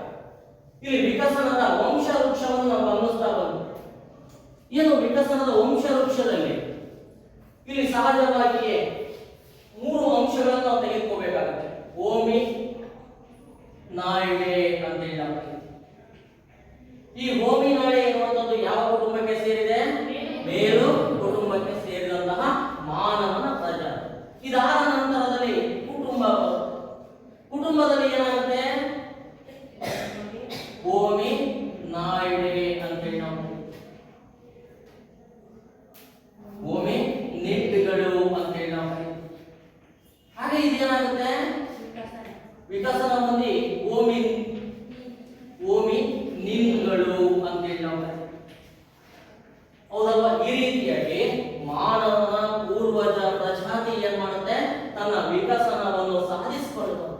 ಹಾಗಾದ್ರೆ ಸಾಧಿಸಿಕೊಂಡು ಬರುವಂತಹ ಸಂದರ್ಭದಲ್ಲಿ ಈ ಮಾನವನ ಪ್ರಜಾತಿಯ ಆಹಾರ ಮತ್ತು ಆಶ್ರಯ ತಾಣಗಳು ಯಾವ್ಯಾವಾಗಿವೆ? ಹಾಗಾದ್ರೆ ಮೇರು ಕುಟುಂಬಕ್ಕೆ ಸೇರಿದಂತ ಅಂದ್ರೆ ಇಲ್ಲವೇ ಇದನ್ನು ಪ್ರಮೇಯಗಳು ಅಂತ ಹೇಳಿ ನಾವು ಕರೀತೀವಿ. ನಿಮಗೆ ಹೇಳಿದ್ದೇನೆ, ಪ್ರಮೇಯ ಅಂದ್ರೆ ಏನು? ಮಾನವನ ಗುಣಗಳನ್ನು ಹೊಂದಿದಂತಹ ಮಾನವನ ಪೂರ್ವಜ ಪ್ರಜಾತಿ ಅಂತ ಹೇಳಿ ನಾವು ಕರೀತೀವಿ. ಹಾಗಾದ್ರೆ ಓಮಿನಾಡೆ ಎನ್ನುವಂತಹ ಈ ಮಾನವ ಪ್ರಜಾತಿ ಎಲ್ಲಿ ವಾಸವಾಗಿತ್ತು? ಎಲ್ಲಿ ಮರ ಅಂತ ಹೇಳಿ ನಾವು ಕರಿತೀವಿ. ಎಲ್ಲಿರೋ ವಾಸಸ್ಥಾನ? ಮರಗಳ ಮೇಲೆ ಅಂತ ಹೇಳಿ ನಾವು ಕರಿತೀವಿ. ಈ ಮರಗಳ ಮೇಲೆ ವಾಸವನ್ನು ಮಾಡುವುದರ ಮೂಲಕವಾಗಿ ಏನ್ ಮಾಡುತ್ತೆ? ಪರಭಕ್ಷಗಳಿಂದ ಅಂದ್ರೆ ತನಗಿಂತಲೂ ದೈತ್ಯವಾದಂತಹ ಪ್ರಾಣಿಗಳಿಂದ ತನ್ನನ್ನು ರಕ್ಷಣೆ ಮಾಡಿಕೊಳ್ಳುವುದಕ್ಕೋಸ್ಕರವಾಗಿ ಅದು ಮರಗಳನ್ನೇ ಆಶ್ರಯಿಸಿ ತನ್ನ ಜೀವನವನ್ನು ಸಾಗಿಸಿದಂತಹ ಈ ಒಂದು ಹೋಮಿನಾಯ್ಡೆ ಅಂತ ಹೇಳಿ ನಾವು ಕರೀತೀವಿ. ಹಾಗಾದ್ರೆ ಇಂತಹ ಒಂದು ಹೋಮಿನಾಯ್ಡೆ ಎನ್ನುವಂತಹ ಮಾನವನ ಪೂರ್ವಜ ಪ್ರಜಾತಿ ಯಾವ ರೀತಿಯಾದಂತಹ ಆಹಾರವನ್ನು ಸೇವಿಸಿಕೊಂಡು ಬರುತ್ತೆ, ಸಂಗ್ರಹಿಸಿಕೊಂಡು ಬರುತ್ತೆ? ಇಲ್ಲಿ ಬಹುಮುಖ್ಯವಾಗಿ ಯಾಕಂದ್ರೆ ಅರಣ್ಯ ಸಾಕಷ್ಟು ಸಂಖ್ಯೆಯಲ್ಲಿ ಏನಿದೆ? ಅರಣ್ಯ ಇದೆ. ಹಾಗಾಗಿ ಅದಕ್ಕೆ ಆಹಾರದ ಸಮಸ್ಯೆ ಏನೋ ಆಗೋದಿಲ್ಲ. ಅವಾಗ ಹೇರಳವಾಗಿ ಅದಕ್ಕೆ ಸುಲಭವಾಗಿ ಆಹಾರ ಸಿಗ್ತಾ ಇರುತ್ತೆ. ಆ ಕಾರಣದಿಂದಾಗಿ ಅದೇನ್ ಮಾಡುತ್ತೆ? ಇಲ್ಲಿ ಆಹಾರಕ್ಕೋಸ್ಕರವಾಗಿ ಹಣ್ಣುಗಳನ್ನು ಏನ್ ಮಾಡುತ್ತೆ? ಸಂಗ್ರಹಿಸಿಕೊಂಡು ಬರುತ್ತೆ. ಬೀಜಗಳು ಅಂತೇಳಿ ನಾವು ಕರಿತೀವಿ. ಈ ಬೀಜಗಳನ್ನು ಏನ್ ಮಾಡುತ್ತೆ? ಮಾಡುತ್ತೆ, ಸಂಗ್ರಹಿಸುತ್ತೆ. ಅದ್ರ ಜೊತೆಯಲ್ಲಿ ಗೆಡ್ಡೆಗಳು ಅಂತ ನಾವು ಕರೀತೀವಿ. ಇವುಗಳನ್ನು ಆಹಾರಕ್ಕೋಸ್ಕರವಾಗಿ ಸಂಗ್ರಹಿಸುವುದರ ಮೂಲಕವಾಗಿ ಅವುಗಳನ್ನೇ ತನ್ನ ಆಹಾರವನ್ನಾಗಿ ಸೇವಿಸಿಕೊಂಡು ಬಂದಂತಹ ಮಾನವನ ಪೂರ್ವಜ ಪ್ರಜಾತಿ ಅಂತ ನಾವು ಕರೀತೀವಿ. ಹಾಗಾದ್ರೆ ಈ ರೀತಿಯಾಗಿ ತನ್ನ ಆಹಾರ ಪದ್ಧತಿಗೆ ಒಳಗೊಂಡಂತಹ ಈ ಹೋಮಿನಾಡೆ ಇರುವಂತಹ ಮಾನವನ ಪೂರ್ವ ಪ್ರಜಾತಿ ಮಾಂಸಾಹಾರಿಯಾಗಿರಲಿಲ್ಲ ಅಂತ ನಾವು ಕರೀತೀವಿ. ಯಾವ ಇದಾಗಿರೋದು ಆಹಾರ ಪದ್ಧತಿಯಲ್ಲಿ ಮಾಂಸಾಹಾರಿಯಾಗಿರಲಿಲ್ಲ, ಕೇವಲ ಏನು ಸಸ್ಯಾಹಾರಿಯಾಗಿ ಆ ಸಸ್ಯಗಳಿಂದ ಬರುವಂತಹ ಉತ್ಪನ್ನಗಳನ್ನೇ ತನ್ನ ಆಹಾರವನ್ನಾಗಿ ಸೇವಿಸಿ ಮರದ ಮೇಲೆ ತನ್ನ ಜೀವನವನ್ನು ಸಾಗಿಸಿದಂತಹ ಮಾನವ ಪ್ರಜಾತಿ ಅಂತ ನಾವು ಕರೀತೀವಿ. ಹಾಗೆ ಆದ ನಂತರದಲ್ಲಿ ಏನಾಗಿ ವಿಕಸನವನ್ನು ಹೊಂದುತ್ತೆ? ಹೋಮಿನಿಡ್ಗಳಾಗಿ ತನ್ನ ವಿಕಸನವನ್ನು ಸಾಧಿಸಿತು ಅಂತ ಹೇಳ್ತಾರೆ. ಹಾಗಾದ್ರೆ ಹೋಮಿನಿಡ್ ಆಗಿ ಇದು ಯಾವಾಗ ವಿಕಸನವನ್ನು ಸಾಧಿಸುತ್ತೋ ಆವಾಗ ಈ ಒಂದು ಮಾನವ ಪ್ರಜಾತಿ ಅಂತ ನಾವು ಅನೇಕ ಸವಾಲುಗಳನ್ನು ಎದುರಿಸುವಂತಹ ಪರಿಸ್ಥಿತಿ ಇಲ್ಲಿ ನಿರ್ಮಾಣವಾಗಿಕೊಂಡು ಬಂತು ಅಂತ ಹೇಳ್ತಾರೆ. ಯಾಕೆ ಇಲ್ಲಿ ಆ ರೀತಿಯಾದಂತಹ ಸಮಸ್ಯೆಗಳು ಪ್ರಾರಂಭವಾಗ್ತಾ ಬಂದ್ರೆ ಇಲ್ಲಿವರೆಗೂ ಹೋಮಿನಾಡೆ ಎನ್ನುವಂತಹ ಮಾನವನ ಪೂರ್ವಜ ಪ್ರಜಾತಿ ಎಲ್ಲಿ ವಾಸವಾಗಿದೆ? ಮರಗಳ ಮೇಲೆ ವಾಸವಾಗಿದೆ. ಅದು ಭೂಮಿಯ ಮೇಲೆ ಇಳಿತಾನೆ ಇಲ್ಲ. ಅಲ್ಲೇ ಮರದ ಮೇಲೆ ಇರುವಂತಹ ಹಣ್ಣು ಇರ್ಬೋದು, ಬೀಜ ಇರ್ಬೋದು, ಮತ್ತೆ ಗೆಡ್ಡೆಗಳನ್ನು ಏನ್ ಮಾಡುತ್ತೆ? ತಿಂದು ತನ್ನ ಜೀವನವನ್ನು ಸಾಗಿಸ್ತಾರೆ. ಅಲ್ಲಿ ಯಾವುದೇ ರೀತಿಯಾದಂತಹ ಸಮಸ್ಯೆ ಅದಕ್ಕೆ ಪ್ರಾರಂಭ ಆಗುವುದಿಲ್ಲ. ಆದ್ರೆ ಹೋಮಿನಿಡ್ಗಳು ಏನ್ ಮಾಡ್ತವೆ? ಅನಿವಾರ್ಯವಾಗಿ ಮರಗಳನ್ನು ಬಿಟ್ಟು ಏನ್ ಮಾಡುತ್ತೆ? ಭೂಮಿಗೆ ಹೊಂದಿಕೊಳ್ಳಲು ಪ್ರಾರಂಭ ಮಾಡುತ್ತೆ ಅಥವಾ ನೆಲಕ್ಕೆ ಹೊಂದಿಕೊಳ್ಳಲು ಪ್ರಾರಂಭಿಸಿಕೊಂಡು ಬಂತು ಅಂತ ಹೇಳಿದೆ. ಯಾಕೆ ಹೋಮಿನಿಡ್ಗಳು ಈ ಮರಗಿಡಗಳನ್ನು ಬಿಟ್ಟು ಭೂಮಿಗೆ ಹೊಂದಿಕೊಂಡು ತಮ್ಮ ಬದುಕನ್ನು ಸಾಗಿಸುವಂತಹ ಪರಿಸ್ಥಿತಿಯಲ್ಲಿ ನಿರ್ಮಾಣವಾಗುತ್ತೆ? ಯಾಕೆ? ಇಲ್ಲಿ ನಾವು ಗಮನಿಸುವಂತಹ ಅಂಶ ಏನಂದ್ರೆ ವಾಯುಗುಣದ ಬದಲಾವಣೆ ಅಂತ ನಾವು ಕರೀತೀವಿ. ಏನು ಬದಲಾವಣೆ ಆಗುತ್ತೆ? ವಾಯುಗುಣದಲ್ಲಿ ಬದಲಾವಣೆ ಆಗುತ್ತೆ. ಬದಲಾವಣೆ ಆಗುವ ಮೂಲಕವಾಗಿ ಸುಮಾರು 2.5 ಮಿಲಿಯನ್ ವರ್ಷಗಳ ಪೂರ್ವದಲ್ಲಿ ಏನಾಗುತ್ತೆ? ಭೂಮಿ ಕೊನೆಯ ಶೀತ ಯುಗವನ್ನು ಎದುರಿಸುತ್ತೆ. ಆ ಕೊನೆಯ ಶೀತ ಯುಗ ಏನ್ ಮಾಡುತ್ತೆ? ಇಡೀ ಭೂಮಿಯನ್ನೇ ಹಿಮಚ್ಛಾದಿತಗೊಳಿಸುತ್ತೆ. ಹಾಗಾಗಿ ಏನಾಗುತ್ತೆ? ಅರಣ್ಯಗಳು ಸಂಪೂರ್ಣವಾಗಿ ಏನಾದವು? ನಾಶವಾಗ್ತವ. ಅರಣ್ಯಗಳು ಯಾವಾಗ ನಾಶವಾಗ್ತವ ಆವಾಗ ಈ ಶೀತ ಯುಗ ಭೂಮಿಯ ಮೇಲೆ ಅನೇಕ ವಲಯಗಳನ್ನು ನಿರ್ಮಿಸಿಕೊಂಡು ಬಂತು ಅಂತ ಹೇಳ್ತಾರೆ. ಯಾವ್ಯಾವ ವಲಯಗಳು ಇಲ್ಲಿ ನಿರ್ಮಾಣವಾಗ್ತವ? ನಾನು ಹಾಗೆ ಹೇಳಿದ್ದೇನೆ. ಯಾವ್ಯಾವ ವಲಯಗಳು? ಮೊದಲನೇದಾಗಿ ಬಯಲು ಪ್ರದೇಶಗಳು ನಿರ್ಮಾಣವಾಗ್ತವೆ. ಎರಡನೇದು ಹುಲ್ಲುಗಾವಲು ಅಂತ ಹೇಳಿ ನಾವು ಕರೀತೀವಿ. ಮೂರನೇದು ಮರುಭೂಮಿ ಅಂತ ಹೇಳಿ ನಾವು ಕರೀತೀವಿ. ಹಾಗಾದ್ರೆ ಇಲ್ಲಿ ಏನಾಯ್ತು? ಈ ಯಾವಾಗ ಈ 3 ವಲಯಗಳಲ್ಲಿ ಭೂಮಿಯ ಮೇಲ್ಭಾಗದಲ್ಲಿ ನಿರ್ಮಾಣವಾಗಿಕೊಂಡು ಬಂದು ಆವಾಗ ಇದು ಏನಾಗುತ್ತೆ? ದಟ್ಟವಾದಂತಹ ಅರಣ್ಯಗಳು ಏನಾದ್ರು ನಶಿಸಿ ಹೋಗ್ತವೆ. ನಶಿಸಿ ಹೋದಾಗ ಹೋಮಿನಿಡ್ಗಳು ಅನಿವಾರ್ಯವಾಗಿ ಬದಲಾದಂತಹ ವಾತಾವರಣಕ್ಕೆ ಏನ್ ಮಾಡ್ಬೇಕು? ಹೊಂದ್ಕೋಬೇಕು. ಹೊಂದ್ಕೊಳ್ಳಿಲ್ಲ ಅಂದ್ರೆ ಏನಾಗ್ತವ? ಅವನಕ್ಕೇನು ಹೋಗ್ತವ? ಸತ್ತು ಹೋಗ್ತವ. ಹಾಗಾಗಿ ಅವು ಏನ್ ಮಾಡಿದ್ವು? ಆ ಒಂದು ಮರವನ್ನು ಬಿಟ್ಟು ಯಾವ ಕಡೆಗೆ ಬರ್ತವ? ಭೂಮಿಯ ಕಡೆಗೆ ಬರುವುದರ ಮೂಲಕವಾಗಿ ಆರಂಭದಲ್ಲಿ ಕಡಿಮೆ ಅವಧಿಯನ್ನು ಮಾತ್ರವೇ ಭೂಮಿಯ ಮೇಲೆ ಕಳೆದವು. ಆದರೆ ಕಾಲಕ್ರಮೇಣವಾಗಿ ಅವು ಏನ್ ಮಾಡ್ತವೆ? ಭೂಮಿಗೆ ಹೊಂದಿಕೊಳ್ಳುತ್ತಾ ಭೂಮಿಯ ಮೇಲೆಗೆ ಅತಿ ಹೆಚ್ಚು ಸಮಯವನ್ನು ಕಳೆಯುವುದರ ಮೂಲಕವಾಗಿ ಯಾವುದಕ್ಕೆ ಹೊಂದಿಕೊಂಡು ತಮ್ಮ ಜೀವನವನ್ನು ನಡೆಸಿಕೊಂಡು ಬರ್ತವೆ? ಭೂಮಿಗೆ ಹೊಂದಿಕೊಂಡು ತಮ್ಮ ಜೀವನವನ್ನು ನಡೆಸಲು ಪ್ರಾರಂಭಿಸಿದವು ಅಂತ ಹೇಳಿ. ಹಾಗಾದ್ರೆ ಈ ರೀತಿಯಾಗಿ ಭೂಮಿಗೆ ಹೊಂದಿಕೊಳ್ಳುವುದರ ಮೂಲಕವಾಗಿ ಹೋಮಿನಿಡ್ಗಳು ಏನ್ ಮಾಡ್ತವೆ? ಆ ಒಂದು ಪ್ರದೇಶದಲ್ಲಿ ಅಲೆಮಾರಿ ಜೀವನವನ್ನು ನಡೆಸುವುದರ ಮೂಲಕವಾಗಿ ಅಲ್ಲೇ ಸಿಗುವಂತಹ ಗುಹೆಗಳು ಇರ್ಬೋದು ಮತ್ತು ವಿಸ್ತರಿಸಿದ ಬಂಡೆಗಳನ್ನ ಏನ್ ಮಾಡ್ತವ? ತಮ್ಮ ಆಶ್ರಯ ತಾಣಗಳನ್ನಾಗಿ ಮಾಡಿಕೊಳ್ಳುವುದರ ಮೂಲಕವಾಗಿ ತಕ್ಕ ಮಟ್ಟಿಗೆ ಯಾವುದರಿಂದ ರಕ್ಷಣೆಯನ್ನು ಪಡ್ಕೊಳ್ತವ? ಇಲ್ಲಿ ಬಿಸಿಲು. ಯಾರಿಂದ ರಕ್ಷಣೆಯನ್ನು ಪಡ್ಕೊಳ್ತವ? ಬಿಸಿಲಿನಿಂದ, ಗಾಳಿಯಿಂದ, ಮಳೆಯಿಂದ ಮತ್ತು ಪರಭಕ್ಷಗಳು ಅಂತ ನಾವು ಕರೀತೀವಿ. ಈ ಪರಭಕ್ಷಗಳಿಂದ ಏನ್ ಮಾಡ್ತವ? ಇವು ಸಹ ಸಹಜವಾಗಿಯೇ ತಮ್ಮ ರಕ್ಷಣೆಯನ್ನು ಮಾಡಿಕೊಳ್ಳುವುದರ ಮೂಲಕವಾಗಿ ಮೊಟ್ಟ ಮೊದಲ ಬಾರಿಗೆ ಗುಹೆಯನ್ನು ಆಶ್ರಯಿಸಿ ಬದುಕಿದಂತಹ ಮಾನವನೇ ಯಾರೋ ನಿಯಾಂಡರ್ ಮಾನವ ಪ್ರಜಾತಿ ಅಂತ ಹೇಳ್ತಾರೆ. ಹಾಗಾದ್ರೆ ಇಂತಹ ಮಾನವ ಪ್ರಜಾತಿಗೆ ಸಹಜವಾಗಿ ಗುಹೆಗಳು ಮತ್ತು ವಿಸ್ತರಿಸಿದಂತಹ ಬಂಡೆಗಳನ್ನೇ ತನ್ನ ಆಶ್ರಯ ತಾಣಗಳನ್ನಾಗಿ ಅವನು ಏನ್ ಮಾಡ್ತಾನೆ, ಆಶ್ರಯಿಸಿಕೊಂಡು ತನ್ನ ಬದುಕನ್ನು ಕಟ್ಟಿಕೊಳ್ಳುವುದರ ಮೂಲಕವಾಗಿ ಇಲ್ಲಿ ವಾಯುಗುಣದ ಬದಲಾವಣೆಯಿಂದಾಗಿ ಅವನಿಗೆ ಆಹಾರದ ಸಮಸ್ಯೆ ಪ್ರಾರಂಭವಾಗುತ್ತೆ. ಯಾವ ಸಮಸ್ಯೆ ಪ್ರಾರಂಭವಾಗಿ ಬರುತ್ತೆ? ಆಹಾರದ ಸಮಸ್ಯೆ ಅವನಿಗೆ ಬಹುಮುಖ್ಯವಾದಂತಹ ಸಮಸ್ಯೆಯಾಗಿ ಕಾಡಲು ಪ್ರಾರಂಭಿಸುತ್ತೆ. ಹಾಗಾದ್ರೆ ಇಂತಹ ಆಹಾರದ ಸಮಸ್ಯೆಯನ್ನು ಆತನು ಹೇಗೆ ಬಗೆಹರಿಸಿಕೊಳ್ತಾ ಹೋಗ್ತಾನೆ?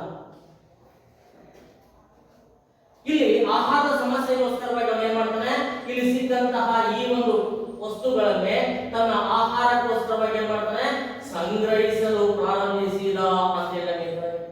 ಏನನ್ನು ಸಂಗ್ರಹಿಸಲು ಪ್ರಾರಂಭ ಮಾಡ್ತಾನೆ? ಹಣ್ಣುಗಳನ್ನು, ಬೀಜಗಳನ್ನು ಮತ್ತು ಗೆಡ್ಡೆಗಳನ್ನು ಏನ್ ಮಾಡ್ತಾನೆ, ಸಂಗ್ರಹಿಸಿ ಅದನ್ನು ಆಹಾರವನ್ನಾಗಿ ಬಳಸಲು ಪ್ರಾರಂಭಿಸಿಕೊಂಡು ಬಂದ ಅಂತ ಹೇಳಿದ್ದಾರೆ. ಇದರ ಜೊತೆಗೆ ಅವನು ಏನ್ ಮಾಡ್ತಾನೆ, ಮತ್ತೆ ಇಲ್ಲಿ ಹೋಮಿನಾಡೆ ಎನ್ನುವಂತಹ ಮಾನವ ಪ್ರಜಾತಿ ಕೇವಲ ಸಸ್ಯಾಹಾರಿಯಾಗಿರುತ್ತೆ, ಅದಕ್ಕೆ ಆಹಾರದ ಸಮಸ್ಯೆ ಇರೋದಿಲ್ಲ, ಹಾಗಾಗಿ ಅದು ಮಾಂಸಾಹಾರಿಯಾಗಿರೋದಿಲ್ಲ.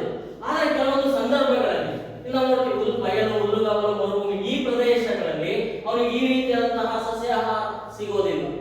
ಸಿಗದೇ ಇರುವಂತಹ ಸಮಯದಲ್ಲಿ ಅವನು ಏನ್ ಮಾಡಬೇಕಾಗುತ್ತೆ, ತನ್ನ ಜೀವವನ್ನು ಉಳಿಸ್ಕೋಬೇಕಾಗುತ್ತೆ. ಇಲ್ಲ ಅನಿವಾರ್ಯವಾಗಿ ಈ ಒಂದು ಹೋಮಿನಿಡ್ಗಳು ಏನಾಗಿ ಬದಲಾಗ್ತವೆ, ಮಾಂಸಾಹಾರಿಗಳಾಗಿಯೂ ಕೂಡ ಬದಲಾಗುವುದರ ಮೂಲಕವಾಗಿ ತಮ್ಮ ಆಹಾರ ಪದ್ಧತಿಯಲ್ಲಿ ಏನ್ ಮಾಡ್ತವೆ, ಮಾಂಸದ ಸೇವನೆಯನ್ನು ಪ್ರಾರಂಭಿಸಿಕೊಂಡು ಬಂದವು ಅಂತ ಹೇಳಿದ್ದಾರೆ. ಆ ನಿಟ್ಟಿನಲ್ಲಿ ಏನ್ ಮಾಡ್ತವೆ, ಸ್ವಾಭಾವಿಕವಾಗಿ ಸತ್ತಂತಹ ಪ್ರಾಣಿಗಳನ್ನು ಸಂಗ್ರಹಿಸ್ತವೆ. ಏನ್ ಮಾಡ್ತವ, ಸ್ವಾಭಾವಿಕವಾಗಿ ಸಹಜವಾಗಿ ಸತ್ತಿರ್ತವೆ. ಆ ಸಹಜವಾಗಿ ಸತ್ತಂತಹ ಪ್ರಾಣಿಗಳನ್ನು ಏನ್ ಮಾಡ್ತವ, ತಮ್ಮ ಆಹಾರಕ್ಕೋಸ್ಕರವಾಗಿ ಅದನ್ನು ಸಂಗ್ರಹಿಸಿಕೊಂಡು ಬರುವಂತಹ ಒಂದು ಕಲೆಯನ್ನು ತಂದುಕೊಡ್ತವೆ, ಜಾಣ್ಮೆಯನ್ನು ಪಡಿತವೆ. ಮತ್ತು ಪರಭಕ್ಷಕಗಳು ತಿಂದು ಮಿಕ್ಕುಳಿದಂತಹ ಆ ಪ್ರಾಣಿಗಳ ಆ ಒಂದು ಏನ್ ಮಾಡ್ತವೆ, ಮಾಂಸವನ್ನು ಕೂಡ ಏನ್ ಮಾಡ್ತವೆ, ತಮ್ಮ ಮುಂದಿನ ಆಹಾರಕ್ಕೋಸ್ಕರವಾಗಿ ಸಂಗ್ರಹಿಸಿಕೊಂಡು ಬರುವುದರ ಮೂಲಕವಾಗಿ ಏನ್ ಮಾಡಿದ್ವು, ಈ ಹೋಮಿನಿಡ್ ಪ್ರಜಾತಿಗೆ ಸೇರಿದಂತಹ ಮಾನವ ಸಸ್ಯಾಹಾರಿ ಮತ್ತು ಮಾಂಸಾಹಾರಿಯಾಗಿ ಬದಲಾಗುವುದರ ಮೂಲಕವಾಗಿ ಏನಾದ, ಬದಲಾದಂತಹ ವಾಯುಗುಣದ ಸಮಸ್ಯೆಯನ್ನು ಸಮರ್ಪಕವಾಗಿ ಎದುರಿಸಿ ತನ್ನ ಜೀವನವನ್ನು ಸಾಗಿಸಿದ ಅಂತ ಹೇಳಬೇಕಾಗುತ್ತೆ. ಈ ರೀತಿಯಾಗಿ ಈ ಹೋಮಿನಿಡ್ಗಳು ಮರವನ್ನು ಬಿಟ್ಟು ಎಲ್ಲಿ ವಾಸಿಸಲು ಪ್ರಾರಂಭ ಮಾಡಿದವು, ಭೂಮಿಯ ಮೇಲೆ ವಾಸಿಸಲು ಪ್ರಾರಂಭಿಸಿಕೊಂಡು ಬಂದವು ಅಂತ ಹೇಳಿದ್ದಾರೆ. ಇನ್ನು ಹೋಮಿನಿಡ್ ಆದ್ಮೇಲೆ ಹೋಮಿನಿನ್ಗಳು ಅಂತ ಹೇಳಿದ್ದಾರೆ. ಯಾವ ಮಾನವ ಪ್ರಜಾತಿ ಬರುತ್ತೆ, ಹೋಮಿನಿನ್ಗಳು ಅಂತ ಹೇಳಿದ್ದಾರೆ. ಹಾಗಾದ್ರೆ ಹೋಮಿನಿನ್ಗಳು ಏನ್ ಮಾಡ್ತಾವ, ಇಲ್ಲಿ ಹೋಮಿನಿನ್ಗಳು ಅಂದ್ರೆ ಬಹುಮುಖ್ಯವಾಗಿ ಯಾವ ಮಾನವ ಪ್ರಜಾತಿ ಅಂತ ಹೇಳಿ ಕರಿತೀವಿ ಅಂದ್ರೆ ಆರ್ಕಾಯಿಕ್. ಈ ಆರ್ಕಾಯಿಕ್ ಮಾನವ ಪ್ರಜಾತಿಯನ್ನೇ ನಾವಿಲ್ಲಿ ಬಹುಮುಖ್ಯವಾಗಿ ಏನಂತ ಕರೀತೀವಿ, ಹೋಮಿನಿನ್ ಮಾನವ ಪ್ರಜಾತಿ ಅಂತೇಳಿ ನಾವು ಗುರುತಿಸಲ್ಪಡ್ತೀವಿ ಈ ಒಂದು ಜಗತ್ತಿನ. ಹಾಗಾದ್ರೆ ಈ ಆರ್ಕಾಯಿಕ್ ಮಾನವ ಈ ಸಹಜವಾಗಿ ನಮಗೆ ಗೊತ್ತಾಗಿದೆ, ಇದೆಲ್ಲ ಏನಾಗಿದೆ, ಈ ಒಂದು ಮಾನವ ಪ್ರಜಾತಿ ಏನ್ ಮಾಡುತ್ತೆ, ಇರುವಂತಹ ವಾತಾವರಣದ ಬದಲಾವಣೆಯನ್ನು ಸಮರ್ಥವಾಗಿ ಎದುರಿಸುವುದರ ಮೂಲಕವಾಗಿ ಸತ್ತ, ಸ್ವಾಭಾವಿಕವಾಗಿ ಸತ್ತ ಅಥವಾ ಬೇರೆ ಪ್ರಾಣಿಗಳು ತಿಂದು ಉಳಿದಂತಹ ಆ ಒಂದು ಪ್ರಾಣಿಯನ್ನೇ ಏನ್ ಮಾಡುತ್ತೆ, ತನ್ನ ಆಹಾರಕ್ಕಾಗಿ ಸಂಗ್ರಹಿಸಿಕೊಂಡು ಬರುತ್ತೆ. ಅಥವಾ ಏನ್ ಮಾಡುತ್ತೆ, ಇಲ್ಲಿ ಬೀಜಗಳು, ಹಣ್ಣುಗಳು ಮತ್ತು ಗೆಡ್ಡೆಗಳನ್ನೇ ತಮ್ಮ ಆಹಾರಕ್ಕೋಸ್ಕರವಾಗಿ ಅವು ಸಂಗ್ರಹಿಸಿಕೊಂಡು ಬರ್ತವೆ. ಎಲ್ಲಿ ವಾಸ ಮಾಡ್ತವ, ಗುಹೆ ಅಥವಾ ವಿಸ್ತರಿಸಿದಂತಹ ಬಂಡೆಗಳನ್ನು ತಮ್ಮ ಆಶ್ರಯ ತಾಣಗಳನ್ನಾಗಿ ಮಾಡಿಕೊಂಡು ತಮ್ಮ ವಾಸವನ್ನು ಪ್ರಾರಂಭಿಸಿಕೊಂಡು ಬರ್ತವೆ. ಹಾಗಾದ್ರೆ ಹೋಮಿನಿಡ್ಗಳ ಮುಂದುವರೆದಂತಹ ಒಂದು ವಿಕಸನದಲ್ಲಿ ಆರ್ಕಾಯಿಕ್ ಮಾನವ ಪ್ರಜಾತಿ ಏನ್ ಮಾಡ್ತಪ್ಪ ಅಂದ್ರೆ ಇಲ್ಲಿ ಸ್ವಲ್ಪ ಸನ್ನಿವೇಶಗಳನ್ನು ಸಮರ್ಥಕವಾಗಿ ಎದುರಿಸುವಂತಹ ಜಾಣ್ಮೆಯನ್ನು ಯಾವ ಮಾನವ ಪ್ರಜಾತಿ ಕಂಡುಕೊಳ್ಳುತ್ತೆ, ಆರ್ಕಾಯಿಕ್ ಮಾನವ ಪ್ರಜಾತಿ ಕಂಡುಕೊಳ್ಳುತ್ತೆ. ಹಾಗಾದ್ರೆ ಇವನು ಏನ್ ಮಾಡ್ತಾನೆ, ಇಲ್ಲಿ ಸಹಜವಾಗಿ ಇವನು ಕೂಡ ಆಹಾರದ ಸಂಗ್ರಹ, ಇವುಗಳನ್ನೆಲ್ಲ ಆಹಾರಕ್ಕೋಸ್ಕರವಾಗಿ ಏನ್ ಮಾಡ್ತಾನೆ, ಸಂಗ್ರಹಿಸಿಕೊಂಡು ಅಷ್ಟೇ ಅಲ್ಲದೆ ಇವನು ಕೂಡ ಏನ್ ಮಾಡ್ತಾನೆ, ಸತ್ತಂತಹ ಪ್ರಾಣಿಗಳನ್ನು ತಿನ್ನುವಂತಹ ಪದ್ಧತಿಯನ್ನು ಮುಂದುವರಿಸಿಕೊಂಡು ಬರ್ತಾನೆ. ಇದರ ಜೊತೆಯಲ್ಲಿ ಎರಡು ಚಟುವಟಿಕೆಗಳನ್ನು ಪ್ರಾರಂಭಿಸ್ತಾನೆ. ಯಾವ್ಯಾವು? ಒಂದೇನು ಯೋಜಿತವಾದಂತಹ ಬೇಟೆ ಅಂತ ಹೇಳಿ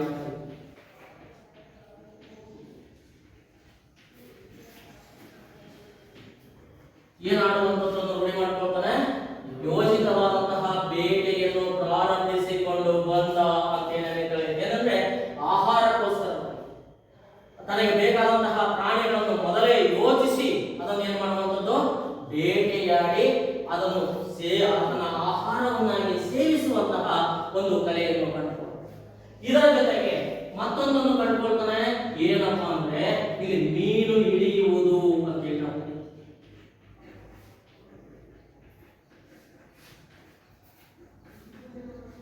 ಯಾವ ಕಲೆಯನ್ನು ಕಂಡುಕೊಂಡ? ಮತ್ತೊಂದು ಚಟುವಟಿಕೆ ಮೀನು ಹಿಡಿಯುವಂತಹ ಒಂದು ಕಲೆ ಅಂತ ಹೇಳಿ ಕರೀತೀವಿ.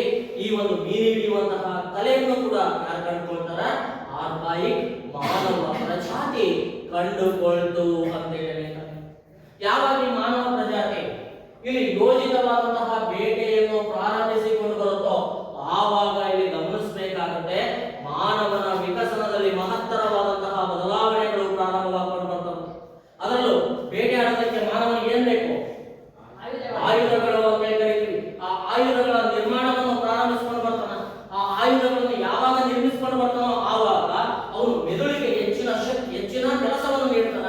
ಯಾವಾಗ ಹೆಚ್ಚಿನ ಕೆಲಸವನ್ನು ನೀಡ್ತಾನೋ ಆವಾಗ ಈ ಯೋಜಿತವಾದಂತಹ ಬೇಟೆ ಮತ್ತು ಆಯುಧಗಳ ತಯಾರಿಕೆ ಮಾನವನ ಮೆದುಳಿನ ಗಾತ್ರದ ವೃದ್ಧಿಗೆ ಅಥವಾ ವಿಕಸನಕ್ಕೆ ಬಹುಮುಖ್ಯವಾದಂತಹ ಕಾರಣವಾಗಿಕೊಂಡು ಬಂತು ಅಂತ ಹೇಳಿದರೆ, ಹಾಗಾದ್ರೆ ಇಂತಹ ಮಾನವ ಎಲ್ಲಿ ಸುಲಭವಾಗಿ ಅವನಿಗೆ ಬೇಗ ಆಹಾರ ಲಭ್ಯವಾಗ್ತಾ ಇತ್ತು ಅಂತಹ ಪ್ರದೇಶಗಳಿಗೆ ಮೇಲಿಂದ ಮೇಲೆ ಭೇಟಿ ಕೊಟ್ಟು ತನ್ನ ಆಹಾರದ ಸಮಸ್ಯೆಯನ್ನು ನೀಗಿಸಿಕೊಳ್ತಾ ಸಾಕು.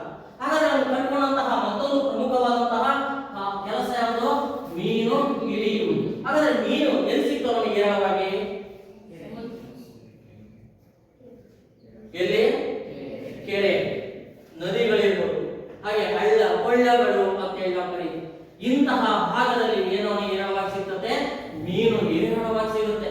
ಯಾವಾಗ ಮೀನು ಹೇರಳವಾಗಿ ಸಿಗುತ್ತೋ ಆವಾಗ ಅವರ ಸಮಸ್ಯೆ ಯಾವುದು? ಆಹಾರದ ಸಮಸ್ಯೆ ಸ್ವಲ್ಪ ಮಟ್ಟಿಗೆ ಆವಾಗ ಅವನು ಏನ್ ಮಾಡ್ತಾನೆ, ಸುಲಭವಾಗಿ ಸಿಗುವಂತಹ ಆಹಾರಗಳು ಸಿಗುವಂತಹ ಕೆರೆ ಇರ್ಬೋದು, ಹಾಗೆ ಹಳ್ಳ ಕೊಳ್ಳಗಳಿರ್ಬೋದು, ನದಿಗಳಿಗೆ ಮೇಲಿಂದ ಮೇಲೆ ಭೇಟಿಯನ್ನು ನೀಡುವುದರ ಮೂಲಕವಾಗಿ ಅವನು ಏನ್ ಮಾಡ್ತಾನೆ, ಮೀನನ್ನು ಹಿಡಿಯುವುದರ ಮೂಲಕವಾಗಿ ಆ ಹಿಡಿದಂತಹ ಮೀನನ್ನೇ ತನ್ನ ಆಹಾರವನ್ನಾಗಿ ಬಳಸಲು ಪ್ರಾರಂಭಿಸಿಕೊಂಡು ಬಂದ ಮಾನವ ಅಂತ ಹೇಳ್ತಾರೆ. ಅಷ್ಟೇ ಅಲ್ಲದೆ ಅಲ್ಲಿ ಆಶ್ರಯಕ್ಕೋಸ್ಕರವಾಗಿ ನಾವು ಗಮನಿಸಬೇಕಾಗುತ್ತೆ. ನದಿ, ಕೆರೆ, ಬಯಲುಗಳಲ್ಲಿ ಅವನಿಗೆ ರಕ್ಷಣೆಗೋಸ್ಕರವಾಗಿ ಯಾವುದೇ ಆಶ್ರಯ ತಾಣಗಳು ಅಂದ್ರೆ ವಿಸ್ತರಿಸಿದಂತಹ ಬಂಡೆಗಳಾಗಲಿ ಗುಹೆಗಳಾಗಿ ಅವನಿಗೆ ಲಭ್ಯವಿಲ್ಲದೆ ಇರುವಂತಹ ಸಮಯದಲ್ಲಿ ಮಾನವ ಇಲ್ಲಿ ರಚನಾತ್ಮಕವಾದಂತಹ ಕಾರ್ಯದಲ್ಲಿ ತೊಡಗಿಕೊಳ್ಳುವುದರ ಮೂಲಕವಾಗಿ ಏನ್ ಮಾಡ್ತಾನೆ, ಆ ಸಿಕ್ಕಂತಹ ಸಮಯವನ್ನು ಬಳಸಿಕೊಳ್ಳುವುದರ ಮೂಲಕವಾಗಿ ಬಯಲಿನಲ್ಲಿ ಮನೆಯನ್ನು ನಿರ್ಮಿಸಿ ಅಂತೇಳಿ ನಾವು ಹೇಳ್ತೀವಿ. ಎಲ್ಲಿ ಮನೆಯನ್ನು ನಿರ್ಮಾಣ ಮಾಡ್ತಾನೆ? ಬಯಲಿನಲ್ಲಿ ಮನೆಗಳನ್ನು ಕಟ್ಟುವುದರ ಮೂಲಕವಾಗಿ ಆ ಮನೆಗಳನ್ನೇ ಅಥವಾ ಗುಡಿಸಲುಗಳನ್ನೇ ತನ್ನ ಆಶ್ರಯ ತಾಣಗಳನ್ನಾಗಿ ಬಳಸಿಕೊಂಡು ತನ್ನ ಜೀವನವನ್ನು ಸಾಗಿಸಿದ ಅಂತ ಹೇಳಿದ್ದಾರೆ. ಹಾಗಾದ್ರೆ ಯಾವ ಸಾಧನಗಳನ್ನು ಬಳಸಿ ಮನೆ ಕಟ್ಟುವಂತಹ ಕಾರ್ಯಕ್ಕೆ ಅವಕಾಶವನ್ನು ಕಲ್ಪಿಸಿಕೊಳ್ತಾನೆ ಮಾನವ? ನೋಡಿ, ಸತ್ತಂತಹ ದೊಡ್ಡ ಪ್ರಾಣಿಗಳ ಅಸ್ಥಿ ಪಂಜರ ಅಂತ ಹೇಳಿ ಯಾವುದನ್ನು ಬಳಸ್ಕೊಳ್ತಾನ? ಅಂದ್ರೆ ದೊಡ್ಡ ಪ್ರಾಣಿಗಳ ಅಸ್ಥಿ ಪಂಜರ, ಸತ್ತೋಗಿದ ಆನೆ, ದೊಡ್ಡ ಪ್ರಾಣಿ, ಅಂತಹ ದೊಡ್ಡ ಪ್ರಾಣಿಗಳ ಏನ್ ಬಳಸ್ಕೊಳ್ತಾನೆ? ಅಸ್ಥಿ ಪಂಜರಗಳನ್ನು ಬಳಸಿಕೊಳ್ಳುವುದರ ಮೂಲಕವಾಗಿ ಮನೆಗಳ ನಿರ್ಮಾಣಕ್ಕೆ ಅವಕಾಶವನ್ನು ಪಡ್ಕೊಳ್ತಾನೆ. ಕಟ್ಟಿಗೆಯನ್ನು ಬಳಸ್ತಾನ, ಮಣ್ಣನ್ನು ಬಳಸ್ತಾನ, ಹುಲ್ಲನ್ನು ಬಳಸುವುದರ ಮೂಲಕವಾಗಿ ಏನ್ ಮಾಡಿದ? ಇಲ್ಲಿ ಬಯಲಿನಲ್ಲಿ ಮನೆಯನ್ನು ಕಟ್ಟಿ ತನ್ನ ಜೀವನವನ್ನು ಮುಂದುವರೆಸಿದ ಈ ಒಂದು ಆರ್ಕೈಕ್ ಮಾನವ ಪ್ರಜಾತಿ ಹೋಮಿನಿನ್ಗಳಲ್ಲಿ ಅಂತ ಹೇಳಿದ್ದಾರೆ. ಅಂದ್ರೆ ಈ ರೀತಿಯಾಗಿ ಮಾನವನ ಪಯಣ ಎಲ್ಲಿ ಪ್ರಾರಂಭವಾಗುತ್ತೆ? ಅವನ ಪಯಣ ಪ್ರಾರಂಭವಾಗಿದ್ದೇನೆ. ಹೋಮಿನಿನ್ಗಳು ಎಲ್ಲಿ ವಾಸವಾಗಿತ್ತು? ಮರ ಕರೀತೀವಿ. ಎಲ್ಲಿಂದ ಅವನ ಪ್ರಯಾಣ ಪ್ರಾರಂಭವಾಗುತ್ತೆ? ಮರಗಳ ಮೇಲಿನಿಂದ ಅವನ ಪ್ರಯಾಣ ಪ್ರಾರಂಭವಾಗಿ ಗುಹೆಗಳಲ್ಲಿ ಮುಂದುವರಿಯುವುದರ ಮೂಲಕವಾಗಿ ಎಲ್ಲಿಗೆ ಬಂದು ನಿಲ್ಲುತ್ತೆ? ಬಯಲಿನಲ್ಲಿ ಮನೆಯನ್ನು ಕಟ್ಟಿ ವಾಸ ಮಾಡುವ ಮಟ್ಟಕ್ಕೆ ಮಾನವನ ಜೀವನ ಬಂದು ನಿಂತಿತು ಅಂತೇಳಿ ತಿಳಿಯುತ್ತೆ. ಈ ರೀತಿಯಾಗಿ ಮಾನವ ಹಂತ ಹಂತಗಳಲ್ಲಿ ತನ್ನ ವಿಕಸನವನ್ನು ಸಾಧಿಸುವುದರ ಮೂಲಕವಾಗಿ ಏನ್ ಮಾಡ್ತಾನೆ? ಆಹಾರ ಮತ್ತು ಆಶ್ರಯ ತಾಣಗಳನ್ನು ನಿರ್ಮಿಸಿಕೊಳ್ಳುವುದರ ಮೂಲಕವಾಗಿ ಏನ್ ಮಾಡಿದ? ಈ ವಾಯುಗುಣದ ಬದಲಾವಣೆಯ ಸಮಸ್ಯೆಯನ್ನು ಪ್ರಬಲವಾಗಿ ಎದುರಿಸಿ ತನ್ನ ಜೀವನವನ್ನು ಸಾಗಿಸಿದ ಅಂತ ಹೇಳ್ತಾರೆ. ಹಾಗೆ ಇದಾದ ತರುವಾಯದಲ್ಲಿ ನಮಗೆ ದ್ವಿಪಾದ ಚಲನೆ ಅಂತೇಳಿ ನಾವು ಏನು ದ್ವಿಪಾದ ಚಲನೆ ಅಂದ ತಕ್ಷಣ ನಾವು ಗಮನಿಸಬೇಕಾಗುತ್ತೆ. ಇಲ್ಲಿಯೂ ಕೂಡ ಈ ಮೂರು ಪ್ರಾಣಿ ಪ್ರಭೇದಗಳಲ್ಲಿ ನಾವು ಆಧಾರವಾಗಿ ಇಟ್ಕೋಬೇಕಾಗುತ್ತೆ. ಯಾವ್ಯಾವಿದ್ದಾವೆ? ಹೋಮಿನಾಡೆ, ಹೋಮಿನಿಡ್ಗಳು ಮತ್ತು ಯಾವಿದೆ? ಹೋಮಿನಿಡ್ಗಳು ಅಂತೇಳಿ ನಾವು ಕರೀತೀವಿ. ಹಾಗಾದ್ರೆ ಇಂತಹ ಪ್ರಾಣಿ ಪ್ರಭೇದಗಳು ಅಂದ್ರೆ ಮಾನವನ ಪೂರ್ವಜ ಪ್ರಜಾತಿಯು ಯಾವ ರೀತಿಯಾದಂತಹ ಚಲನೆಯನ್ನು ಅಳವಡಿಸಿಕೊಳ್ಳುವುದರ ಮೂಲಕವಾಗಿ ಆ ದ್ವಿಪಾದ ಚಲನೆಯನ್ನು ಹೇಗೆ ರೂಢಿಸಿಕೊಂಡು ತನ್ನ ವಿಕಸನವನ್ನು ಸಾಧಿಸಿ ಇವತ್ತು ನಾವು ಏನ್ ಮಾಡ್ತಾ ಇದ್ದೀವಿ? ದ್ವಿಪಾದ ಚಲನೆಯನ್ನು ಮಾಡ್ತಾ ಇದೀವಿ ಅಲ್ವಾ? ನಾವು 4 ಕಾಲುಗಳನ್ನು ಬಳಸ್ತಾ ಇದೀವ? ಇಲ್ಲ, ನಾವು ಬಳಸ್ತಿರೋದೆಷ್ಟು? 2 ಕಾಲುಗಳನ್ನು ಬಳಸಿ ನಾವೇನ್ ಮಾಡ್ತಾ ಇದೀವಿ? ಓಡಾಡ್ತಾ. ಹಾಗಾದ್ರೆ ಇಲ್ಲಿ ದ್ವಿಪಾದ ಚಲನೆ ಇಲ್ಲಿ ಬಹುಮುಖ್ಯವಾಗಿ ನಾವು ಗಮನಿಸಬೇಕಾಗುತ್ತೆ. ಈ ಮೇಲು ಕುಟುಂಬಕ್ಕೆ ಸೇರಿದಂತಹ ಹೋಮಿನಾಡೆ ಎನ್ನುವಂತಹ ಮಾನವನ ಪೂರ್ವಜ ಪ್ರಜಾತಿ ಏನಾಗಿತ್ತು?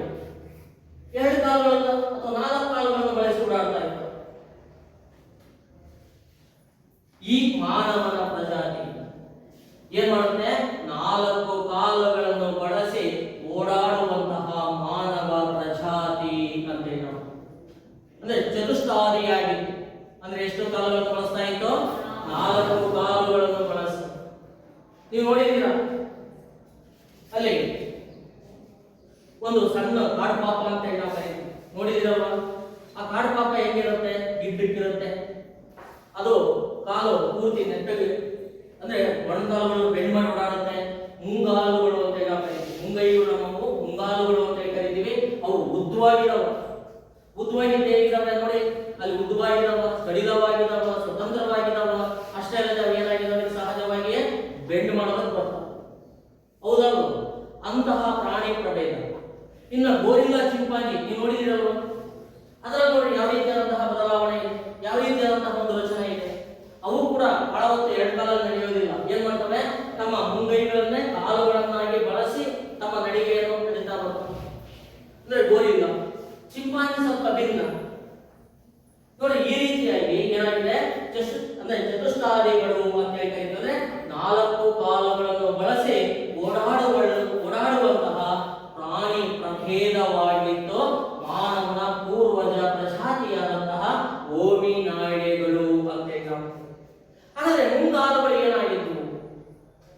ಈ ಒಂದು ಪ್ರಾಣಿ ಪ್ರಭೇದದಲ್ಲಿ ಮುಂಗಾಲುಗಳು ಏನಾಗಿರ್ತವೆ?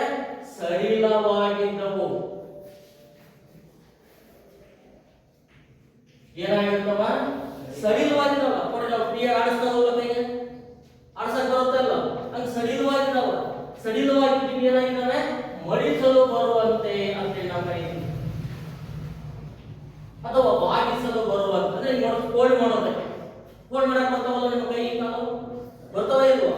ನೋಡಿ, ಅಂದ್ರೆ ಇಲ್ಲಿ ಸಹಜವಾಗಿಯೇ ಬಾಗಿಸಲು ಬರುವಂತೆ ಮತ್ತು ಇಲ್ಲಿ ಸಹಜವಾಗಿ ನಾವು ಹೇಳ್ತೀವಿ ಏನಾಗಿದ್ದಾವೆ? ಸಡಿಲವಾಗಿರುವಂತಹ ಒಂದು ರಚನೆಯನ್ನು ಈ ಒಂದು ಹೋಮಿನಾಡೆ ಎನ್ನುವಂತಹ ಮೇಲು ಕುಟುಂಬಕ್ಕೆ ಸೇರಿದಂತಹ ಮಾನವ ಪ್ರಜಾತಿ ಒಳಗೊಂಡಿದೆ ಅಂತ ಹೇಳ್ತಾರೆ. ಹಾಗಾದ್ರೆ ಇವು ಎಷ್ಟು? 4 ಕಾಲುಗಳನ್ನು ಕೂಡ ಬಳಸಿ ಓಡಾಡಬಲ್ಲಂತಹ ಪ್ರಾಣಿ ಪ್ರಭೇದ ಅಂತ ಹೇಳ್ತಾರೆ. ಹಾಗೆ ಇದಾದ ತರುವಾಯದಲ್ಲಿ ನಿಮ್ಗೆ ಏನು ಬರುತ್ತೆ? ಹೋಮಿನಿಡ್ಗಳು ಅಂತ ಹೇಳಿ ನಾವು ಕರೀತೀವಿ. ಈ ಹೋಮಿನಿಡ್ಗಳು ಏನಾಗ್ತವೆ? ಯಾವ ರೀತಿಯಾದಂತಹ ಒಂದು ಚಲನೆಯನ್ನು ಮೈಗೂಡಿಸಿಕೊಳ್ತಾವ? ಇದೆಲ್ಲ ಹಂತ ಹಂತವಾಗಿ ವಿಕಸನವನ್ನು ಸಾಧಿಸಿಕೊಂಡು ಬರುವಂತಹ ಒಂದು ಹಂತದಲ್ಲಿ ಈ ಒಂದು ಪ್ರಾಣಿ ಭೇದ ಇದೆ.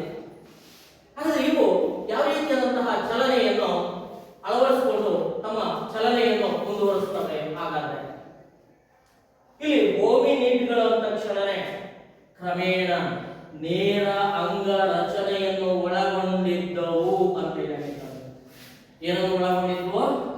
ನೇರವಾದ ಅಂಗ ರಚನೆ ಅಂತೇಳಿ ನಾವು ಕರಿತೀವಿ. ಆ ನೇರವಾದ ಅಂಗ ರಚನೆಯನ್ನು ಒಳಗೊಂಡಂತಹ ಪ್ರಾಣಿ ಪ್ರಭೇದ ಅಂತೇಳಿ ನಾವು ಕರಿತೀವಿ. ಇಲ್ಲ ಗಮನಿಸ್ಬೇಕಾಗುತ್ತೆ. ನಿಮ್ಮ ಮನೆ ಚಿಕ್ಕ ಮಕ್ಕಳು ಇರ್ತಾವೆ, ಇದತ್ತ ಅವೆಲ್ಲ ನೋಡಿರ್ತೀರಿ ನೀವು ಚಿಕ್ಕ ಮಕ್ಕಳು. ಅವು ಹುಟ್ಟುತ್ತಿದ್ದ ಹಾಗೆ ನಡ್ಕೊಂಡು ಬರ್ತಾವ. ಅಲ್ಲಿ ನೋಡಿ ಕ್ರಿಯೆ ಹೇಗಿದೆ, ಮೊದ್ಲೇನ್ ಮಾಡ್ತಾವ ಅವು ಎದ್ದು ಹೋಗಲ್ಲ, ಕೈಕಾಲ ಆಡಿಸ್ತಾವ. ಆಮೇಲೆ ಏನಾಗುತ್ತೆ? ಗೋರ್ಲಾಗ್ತದೆ. ಅದಾದ್ಮೇಲೆ ತೆವಳ್ತತಿ. ತೆವಳ್ತಾ ಏನ್ ಮಾಡುತ್ತೆ? ಅಂಬೆಗಾಲಿರುತ್ತೆ. ಅಂಬೆಗಾಲಿ ಇಟ್ಮೇಲೆ ಏನ್ ಮಾಡುತ್ತೆ? ಎದ್ದು ನಿಲ್ಲೋಕ್ ಪ್ರಾರಂಭ ಮಾಡುತ್ತೆ. ನಿಂತಂತ ಬ್ಯಾಲೆನ್ಸ್ ಮಾಡ್ತಾ ಏನ್ ಮಾಡುತ್ತೆ? ಬಹಳ ದೂರ ಏಕ ನಡೆಯುತ್ತ ಇಲ್ಲ ಏನ್ ಮಾಡುತ್ತೆ? ಹಂತವಾಗಿ ನಿಧಾನ ಹೆಜ್ಜೆ ಇಡ್ತಾ ಬ್ಯಾಲೆನ್ಸ್ ಮಾಡ್ತಾ ನಡೆಯುತ್ತೆ. ಹೌದಲ್ವ? ನೋಡಿ ಹೀಗೆ ಇಲ್ಲಿ ಏನ್ ಮಾಡುತ್ತೆ? ನೇರ ಅಂಗರಚನೆ ಏನಾಗಿದೆ? ನೇರವಾಗಿದ್ದಾವ. ಇನ್ನು ಸಾಕಷ್ಟು ವಿಕಸನ ಹೊಂದಿದೆ ಮಾನವ ಪ್ರಜಾತಿಗೆ. ಅಂದ್ರೆ ನೇರವಾದಂತಹ ಅಂಗವಿನ್ಯಾಸ, ಕೈಕಾಲುಗಳು ಹಾಗೆ ಇದಾವೆ. ಅಂದ್ರೆ ಗೋರಿಲ್ಲಾ, ಚಿಂಪಾಂಜಿ ಇಲ್ಲಿ ಬಹುಮುಖ್ಯವಾಗಿ ನಾವು ಎಕ್ಸಾಂಪಲ್ ತೆಗೆದುಕೊಳ್ತೀವಿ. ಅಂತಹ ಒಂದು ಪ್ರಜಾತಿಗೆ ಸೇರಿದಂತೆ ಹೋಮಿನಿಡ್ಗಳು ಅಂತಿಲ್ಲ. ಇದಾದ ತರುವಾಯದಲ್ಲಿ ಇದು ಏನಾಗಿ ವಿಕಸನವನ್ನು ಹೊಂದುತ್ತೆ? ಹೋಮಿನಿಡ್ಗಳಾಗಿ ವಿಕಸನವನ್ನು ಸಾಧಿಸಿಕೊಂಡು. ಹೋಮಿನಿಡ್ಗಳ ತಕ್ಷಣ ನಾವಿಲ್ಲಿ ಗಮನಿಸಬೇಕಾಗುತ್ತೆ, ದ್ವಿಪಾದ ಚಲನೆಯನ್ನು ರೂಢಿಸಿಕೊಂಡಂತಹ ಮಾನವನ ಪ್ರಜಾತಿ ಅಂತೇಳಿ ನಾವು ಏನನ್ನು ರೂಢಿಸಿಕೊಂಡವ? ದ್ವಿಪಾದ ಚಲನೆ ಅಂತೇಳಿ ನಾವು ಕರೀತೀವಿ. ಅಂದ್ರೆ ಈ ದ್ವಿಪಾದ ಚಲನೆಯನ್ನು ರೂಢಿಸಿಕೊಂಡಂತಹ ಮಾನವ ಪ್ರಜಾತಿ ಎಲ್ಲಿ ವಿಕಸಿಸಿಕೊಂಡು ಬರುತ್ತೆ? ಹೋಮಿನಿಡ್ಗಳಲ್ಲಿ ವಿಕಸಿಸಿಕೊಂಡು ಬಂತು ಅಂತೇಳಿ ಹೇಳ್ತಾರೆ. ಹಾಗಾದ್ರೆ ದ್ವಿಪಾದ ಚಲನೆ ಅಂದ್ರೆ ಏನು? ಎರಡು ಕಾಲಲ್ಲೇ ನಡೆಯೋದಷ್ಟೇನಾ? ಓಡುವುದು ಇದೇ ತಾನೆ. ನೀವು ಓಡ್ತಿರ್ತಾನೆ ಕೆಲವೊಂದು ಸಂದರ್ಭದಲ್ಲಿ. ನಿಮ್ಮ ರನ್ನಿಂಗ್ ರೇಸ್ ಬಿಟ್ಟು ನೀವೇನ್ ಮಾಡ್ತೀರಿ? ನಡ್ಕೊಂಡು ಹೋಗ್ತೀರಾ? ಓಡೋಗ್ತಿರ್ತಾನೆ. ಇಲ್ಲಿ ಅದಕ್ಕೆ ದ್ವಿಪಾದ ಚಲನೆ ಅಂದ್ರೆ ಇಲ್ಲಿ ಏನಂತ ಕರೀತೀವಿ? ಎರಡು ಕಾಲುಗಳನ್ನು ಬಳಸಿ ನಡೆಯುವುದು ಇಲ್ಲವೇ ಓಡುವುದನ್ನೇ ನಾವೇನಂತ ಕರೀತೀವಿ? ದ್ವಿಪಾದ ಚಲನೆ ಅಂತ ಹೇಳ್ತೇವೆ. ಹಾಗಾದ್ರೆ ದ್ವಿಪಾದ ಚಲನೆಯಲ್ಲಿ ಮಾನವನ ಅಂಗಾಂಗಗಳ ರಚನೆ ಯಾವ ರೀತಿಯಾಗಿ ವಿಕಸಿಸಿಕೊಂಡು ಬಂತು? ಯಾವ ರೀತಿಯಾದಂತಹ ವಿಕಸನ ಆಗಿದೆ ಈ ದ್ವಿಪಾದ ಚಲನೆಯಲ್ಲಿ? ನಿಮ್ಮನೆ ದನಗಳು ಇದಾವ, ಅವು ಎಷ್ಟು ಕಾಲ ಬಳಸಿಕೊಳ್ಳುತ್ತವ? ನಾಲ್ಕು. ಅವುಗಳ ದೇಹ ರಚನೆ ಹೇಗಿದೆ? ನೋಡ್ರಿ, ರೌಂಡ್ ಶೇಪ್. ಅಸ್ಥಿಪಂಜರ ರಚನೆ ಹೇಗಿದೆ? ರೌಂಡ್ ಶೇಪ್ ಅಲ್ವಾ? ನಿಮ್ಮನೆ ಸಿಲಿಂಡರ್ ಇರುತ್ತೆ, ಆ ಶೇಪ್ ಅಲ್ಲಿ ಬರುತ್ತಲ್ಲ. ನೋಡ್ರಿ, ಬೆನ್ನು ಏನಾಗಿದೆ? ಮೇಲ್ಭಾಗಕ್ಕೆ ಬಂದಿದೆ, ಹೌದಲ್ವಾ? ಆ ಬೆನ್ನಿನ ಹಿಂಗೆ ಈ ಶೇಪ್ ಅಲ್ಲಿ ಅದೇನಾಗುತ್ತೆ? ಅಸ್ಥಿ ಪಂಜರಗಳ ರಚನೆಯನ್ನು ನಾವು ನೋಡ್ತೀವಿ. ಅವು ಭೂಮಿಗೆ ಲಂಬವಾಗಿಲ್ಲ, ನೇರವಾಗಿಲ್ಲ. ಅವುಗಳ ದೇಹದ ಅಸ್ಥಿ ಪಂಜರದ ರಚನೆ ನೇರವಾಗಿದವ? ಇಲ್ಲ ಅಲ್ವಾ? ಇಲ್ಲಿ ನೋಡಿ, ದ್ವಿಪಾದ ಚಲನೆ ಅಂದ್ರೆ ಮಾನವನಲ್ಲಿ ಇಲ್ಲಿ ಗಮನಿಸಬೇಕಾಗುತ್ತೆ. ಏನಾಗುತ್ತೆ? ಅಸ್ಥಿ ಪಂಜರಗಳ ವಿನ್ಯಾಸ ಅಂತ ಹೇಳಿ ನಾವು ಕರೀತೀವಿ. ನೋಡಿ, ನಾವು ಎರಡು ಕಾಲದಲ್ಲಿ ನಡೀತಾ ಇದೀವಿ ಅಂದ್ರೆ ಅದಕ್ಕೆ ಸರಿಯಾಗಿ ನಮ್ಮ ದೇಹದ ರಚನೆ ಆಗಿರುತ್ತೆ. ಅಸ್ಥಿ ಪಂಜರ ಮತ್ತು ಏಕ ರಚನೆ. ಈ ಅಸ್ಥಿ ಪಂಜರದ ಜೊತೆಯಲ್ಲಿ ದ್ವಿಪಾದ ಚಲನೆಗೆ ಸಹಾಯವಾಗುವಂತಹ ಸ್ನಾಯುಗಳ ರಚನೆ ಅಂತೇಳಿ ನಾವು ಕರೀತೀವಿ. ಸ್ನಾಯುಗಳ ವಿನ್ಯಾಸ, ಮಜಲ್ಸ್ ಅಥವಾ ನಮಗೆ ಇಲ್ಲಿನ ಮಜಲ್ಸ್, ಕಾಲದ ಮಜಲ್ಸ್ ಇದಾವಲ್ವಾ? ಈ ಒಂದು ಸ್ನಾಯುಗಳ ರಚನೆ ಅಥವಾ ವಿನ್ಯಾಸವನ್ನು ನಾವಿಲ್ಲಿ ಗಮನಿಸ್ತೀವಿ. ಈ ಸ್ನಾಯು ಮತ್ತು ಅಸ್ಥಿ ಪಂಜರಗಳ ವಿನ್ಯಾಸದಿಂದಾಗಿ ಏನಾಗಿದೆ? ಮಾನವ ಸರಾಗವಾಗಿ ಆಯಾಸವಿಲ್ಲದಂತೆ ಏನ್ ಮಾಡಬಹುದಾಗಿದೆ ಅಂದ್ರೆ ಬಹಳಷ್ಟು ದೂರವನ್ನು ಆಯಾಸವಿಲ್ಲದೆ ಕ್ರಮಿಸಲು ಸಹಕಾರವಾಗುವಂತೆ ಮಾನವನ ದೇಹದ ವಿನ್ಯಾಸವಾಗಿಕೊಂಡು ಬಂತು ಅಂತ ಹೇಳಿದ್ದಾರೆ. ಹಾಗಾದ್ರೆ ಈ ದ್ವಿಪಾದ ಚಲನೆಯಲ್ಲಿ ಮುಂಗಾಲುಗಳು ಏನಾಗಿ ವಿಕಸಿಸಿಕೊಂಡು ಬಂದಿದ್ದಾವೆ? ಏನಾಗಿದ್ದಾವ? ಕೈಗಳಾಗಿ ವಿಕಸನವನ್ನು ಸಾಧಿಸಿವೆ ಅಂತ ಹೇಳಿ. ಹಾಗಾದ್ರೆ ಈ ಕೈಗಳು ಸಂಪೂರ್ಣವಾಗಿ ಸ್ವತಂತ್ರವಾಗಿದ್ದಾವೆ, ಹೌದಲ್ವಾ? ಸ್ವತಂತ್ರವಾಗಿದ್ದಾವ ಅಥವಾ ಇಲ್ವಾ? ಕಾಲಾಡಾಕ್ತಾರ, ಕಾಲಿಗೆ ಎತ್ತಿಟ್ಟಿದ್ರೆ ಕೈ ಮುಂದೆ ಹೋಗುತ್ತಾ? ಇಲ್ಲ, ಅವ್ರು ಏನಾಗಿದ್ದಾವೆ? ಸ್ವತಂತ್ರವಾಗಿ. ನೋಡ್ರಿ, ದನಕರುಗಳು, ನಾಯಿ, ಬೇಕು ನೋಡ್ರಿ, ಮುಂದೆ ಕಾಲಿಡೋದು ಏನ್ ಮಾಡುತ್ತೆ? ನಿಲ್ಲುತ್ತೆ, ಹೌದಲ್ವಾ? ನಮ್ಮಲ್ಲಿ ಏನಾಗಿದೆ? ಮುಂಗಾಲುಗಳು ಪೂರ್ತಿ ಸ್ವತಂತ್ರವಾಗಿದ್ದಾವೆ. ಸ್ವತಂತ್ರವಾಗಿ ಅವು ಏನಾಗಿದ್ದಾವೆ? ಸೂಕ್ಷ್ಮ ಹಿಡಿತ ಮತ್ತು ಮುಷ್ಟಿ ಹಿಡಿತ ಅಂತ ಹೇಳಿ ಯಾವ ಹಿಡಿತ? ಸೂಕ್ಷ್ಮ ಹಿಡಿತ ಮತ್ತು ಮುಷ್ಟಿ ಹಿಡಿತಕ್ಕೆ ಬರುವಂತೆ ಕೈಗಳ ವಿನ್ಯಾಸವನ್ನು ನಾವಿಲ್ಲಿ ಕಾಣಬಹುದು ಅಂತ ಹೇಳಬೇಕು. ಈ ಚಾಪಿಸ್ ಅನ್ನು ಕೊಟ್ಟರೆ ನೀವು ಹೇಗೆ ಹಿಡ್ಕೊಳ್ತೀರಾ? ಈ ಚಾಪಿಸ್ ಇದೆಯಾ, ಇದನ್ನ ಹೇಗೆ ಹಿಡ್ಕೊಳ್ತೀರಾ? ನೀವು ಸೂಕ್ಷ್ಮವಾಗಿ ಹಿಡ್ಕೊಳ್ತೀರಲ್ಲ, ಅದನ್ನೇನಾದ್ರೂ ಈಗ ಮುಷ್ಟಿಯಾಗಿ ಹಿಡ್ಕೊಳ್ತೀರಾ? ಇಲ್ಲ.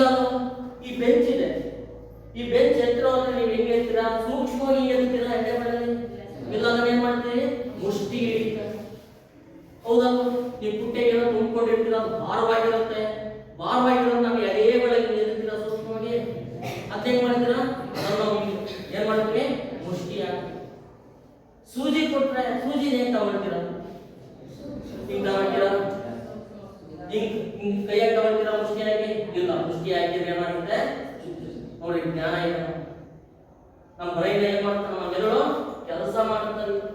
ಏನೋ ಅದು ಸೂಜಿ, ಅದನ್ನ ಹೇಗೆ ತಗೋಬೇಕು, ಅದನ್ನ ಏನ್ ಮಾಡ್ತೀವಿ? ಸೂಕ್ಷ್ಮವಾಗಿ ಎತ್ಕೊಳ್ಳಿ. ಇದನ್ನ ನಾವೇನಂತ ಕರೀತೀವಿ? ಸೂಕ್ಷ್ಮ ಹಿಡಿತ. ನೋಡಿ, ಅದೇ ರೀತಿಯಾಗಿ ಕೈಗಳ ರಚನೆ ಇದೆ. ಹೌದಾ ಇಲ್ವೋ? ಕೈಗಳ ರಚನೆ, ಎಲ್ಲರ ಕೈಗಳ ರಚನೆ ಹಾಗೆ ಇದೆ. ಬೆರಳುಗಳಿದಾವೆ, ಇಲ್ಲಿ ಗೆರೆಗಳಿದಾವೆ. ಗೆರೆಗಳು ಏನಕ್ಕಿದಾವೆ? ವಸ್ತುಗಳನ್ನು ಹಿಡಿದುಕೊಳ್ಳುವಾಗ ಗ್ರಿಪ್ ಬೇಕು. ಏನ್ ಬೇಕು? ಗ್ರಿಪ್ ಬೇಕು, ಬಿಗಿಯ ಗ್ರಿಪ್ ನಿಲ್ಲಬೇಕು. ಅದಕ್ಕೋಸ್ಕರವಾಗಿ ಇಲ್ಲಿ ಗೆರೆಗಳ ರಚನೆ ಆಗಿದೆ. ಹಾಗೆ ಮುಷ್ಟಿ ಹಿಡಿತ, ಸೂಕ್ಷ್ಮ ಹಿಡಿತ ಅಂತ ಕರೀತೀವಿ. ಈ ರೀತಿಯಾಗಿ ಕೈಗಳಾಗಿ ಪರಿವರ್ತನೆ ಹೊಂದುವುದರ ಮೂಲಕವಾಗಿ ಅಥವಾ ವಿಕಸನವನ್ನು ಸಾಧಿಸುವುದರ ಮೂಲಕವಾಗಿ ಏನಾಗಿದ್ದಾವೆ? ಇಲ್ಲಿ ಮಾನವನ ನೇರ ಅಂಗ ವಿನ್ಯಾಸಕ್ಕೆ ಸಹಕಾರಿಯಾಗುವುದರ ಮೂಲಕವಾಗಿ ದ್ವಿಪಾದ ಚಲನೆಗೆ ಅನುಕೂಲಕರವಾದವು ಅಂತ ಹೇಳ್ತಾರೆ. ಹಾಗಾದ್ರೆ ಈ ರೀತಿಯಾಗಿ ನಿರ್ಮಾಣವಾದಂತಹ ಕೈಗಳು ಮಾನವನು ತನ್ನ ಆಯುಧಗಳನ್ನು ನಿರ್ಮಿಸಿಕೊಳ್ಳೋದು. ಏನ್ ನಿರ್ಮಾಣ ಮಾಡ್ಕೊಳ್ಳೋದಕ್ಕೆ?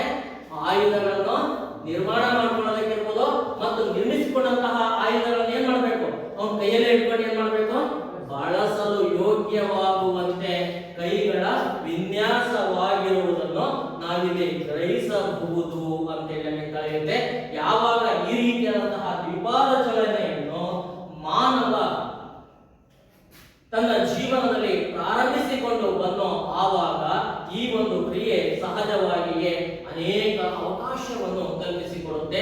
ಏನಪ್ಪಾ ಅಂದ್ರೆ ಈ ದ್ವಿಪಾದ ಚಲನೆ ದೂರದವರೆಗೆ ಏನಾಯಿಸೋದಕ್ಕೆ?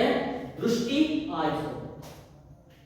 ಹೌದಲ್ವಾ? ನೀವು ಹೊಲಕ್ಕೆ ಬುದ್ಧಿ ತಗೊಂಡು ಹೋಗಿರ್ತೀರಾ, ನಿಮ್ಮ ಕೆಲಸ ಮಾಡೋರು ಕೆಳಗಿರ್ತಾರೆ, ಅವರನ್ನು ನೀವು ಏನ್ ನೋಡ್ತೀರಾ?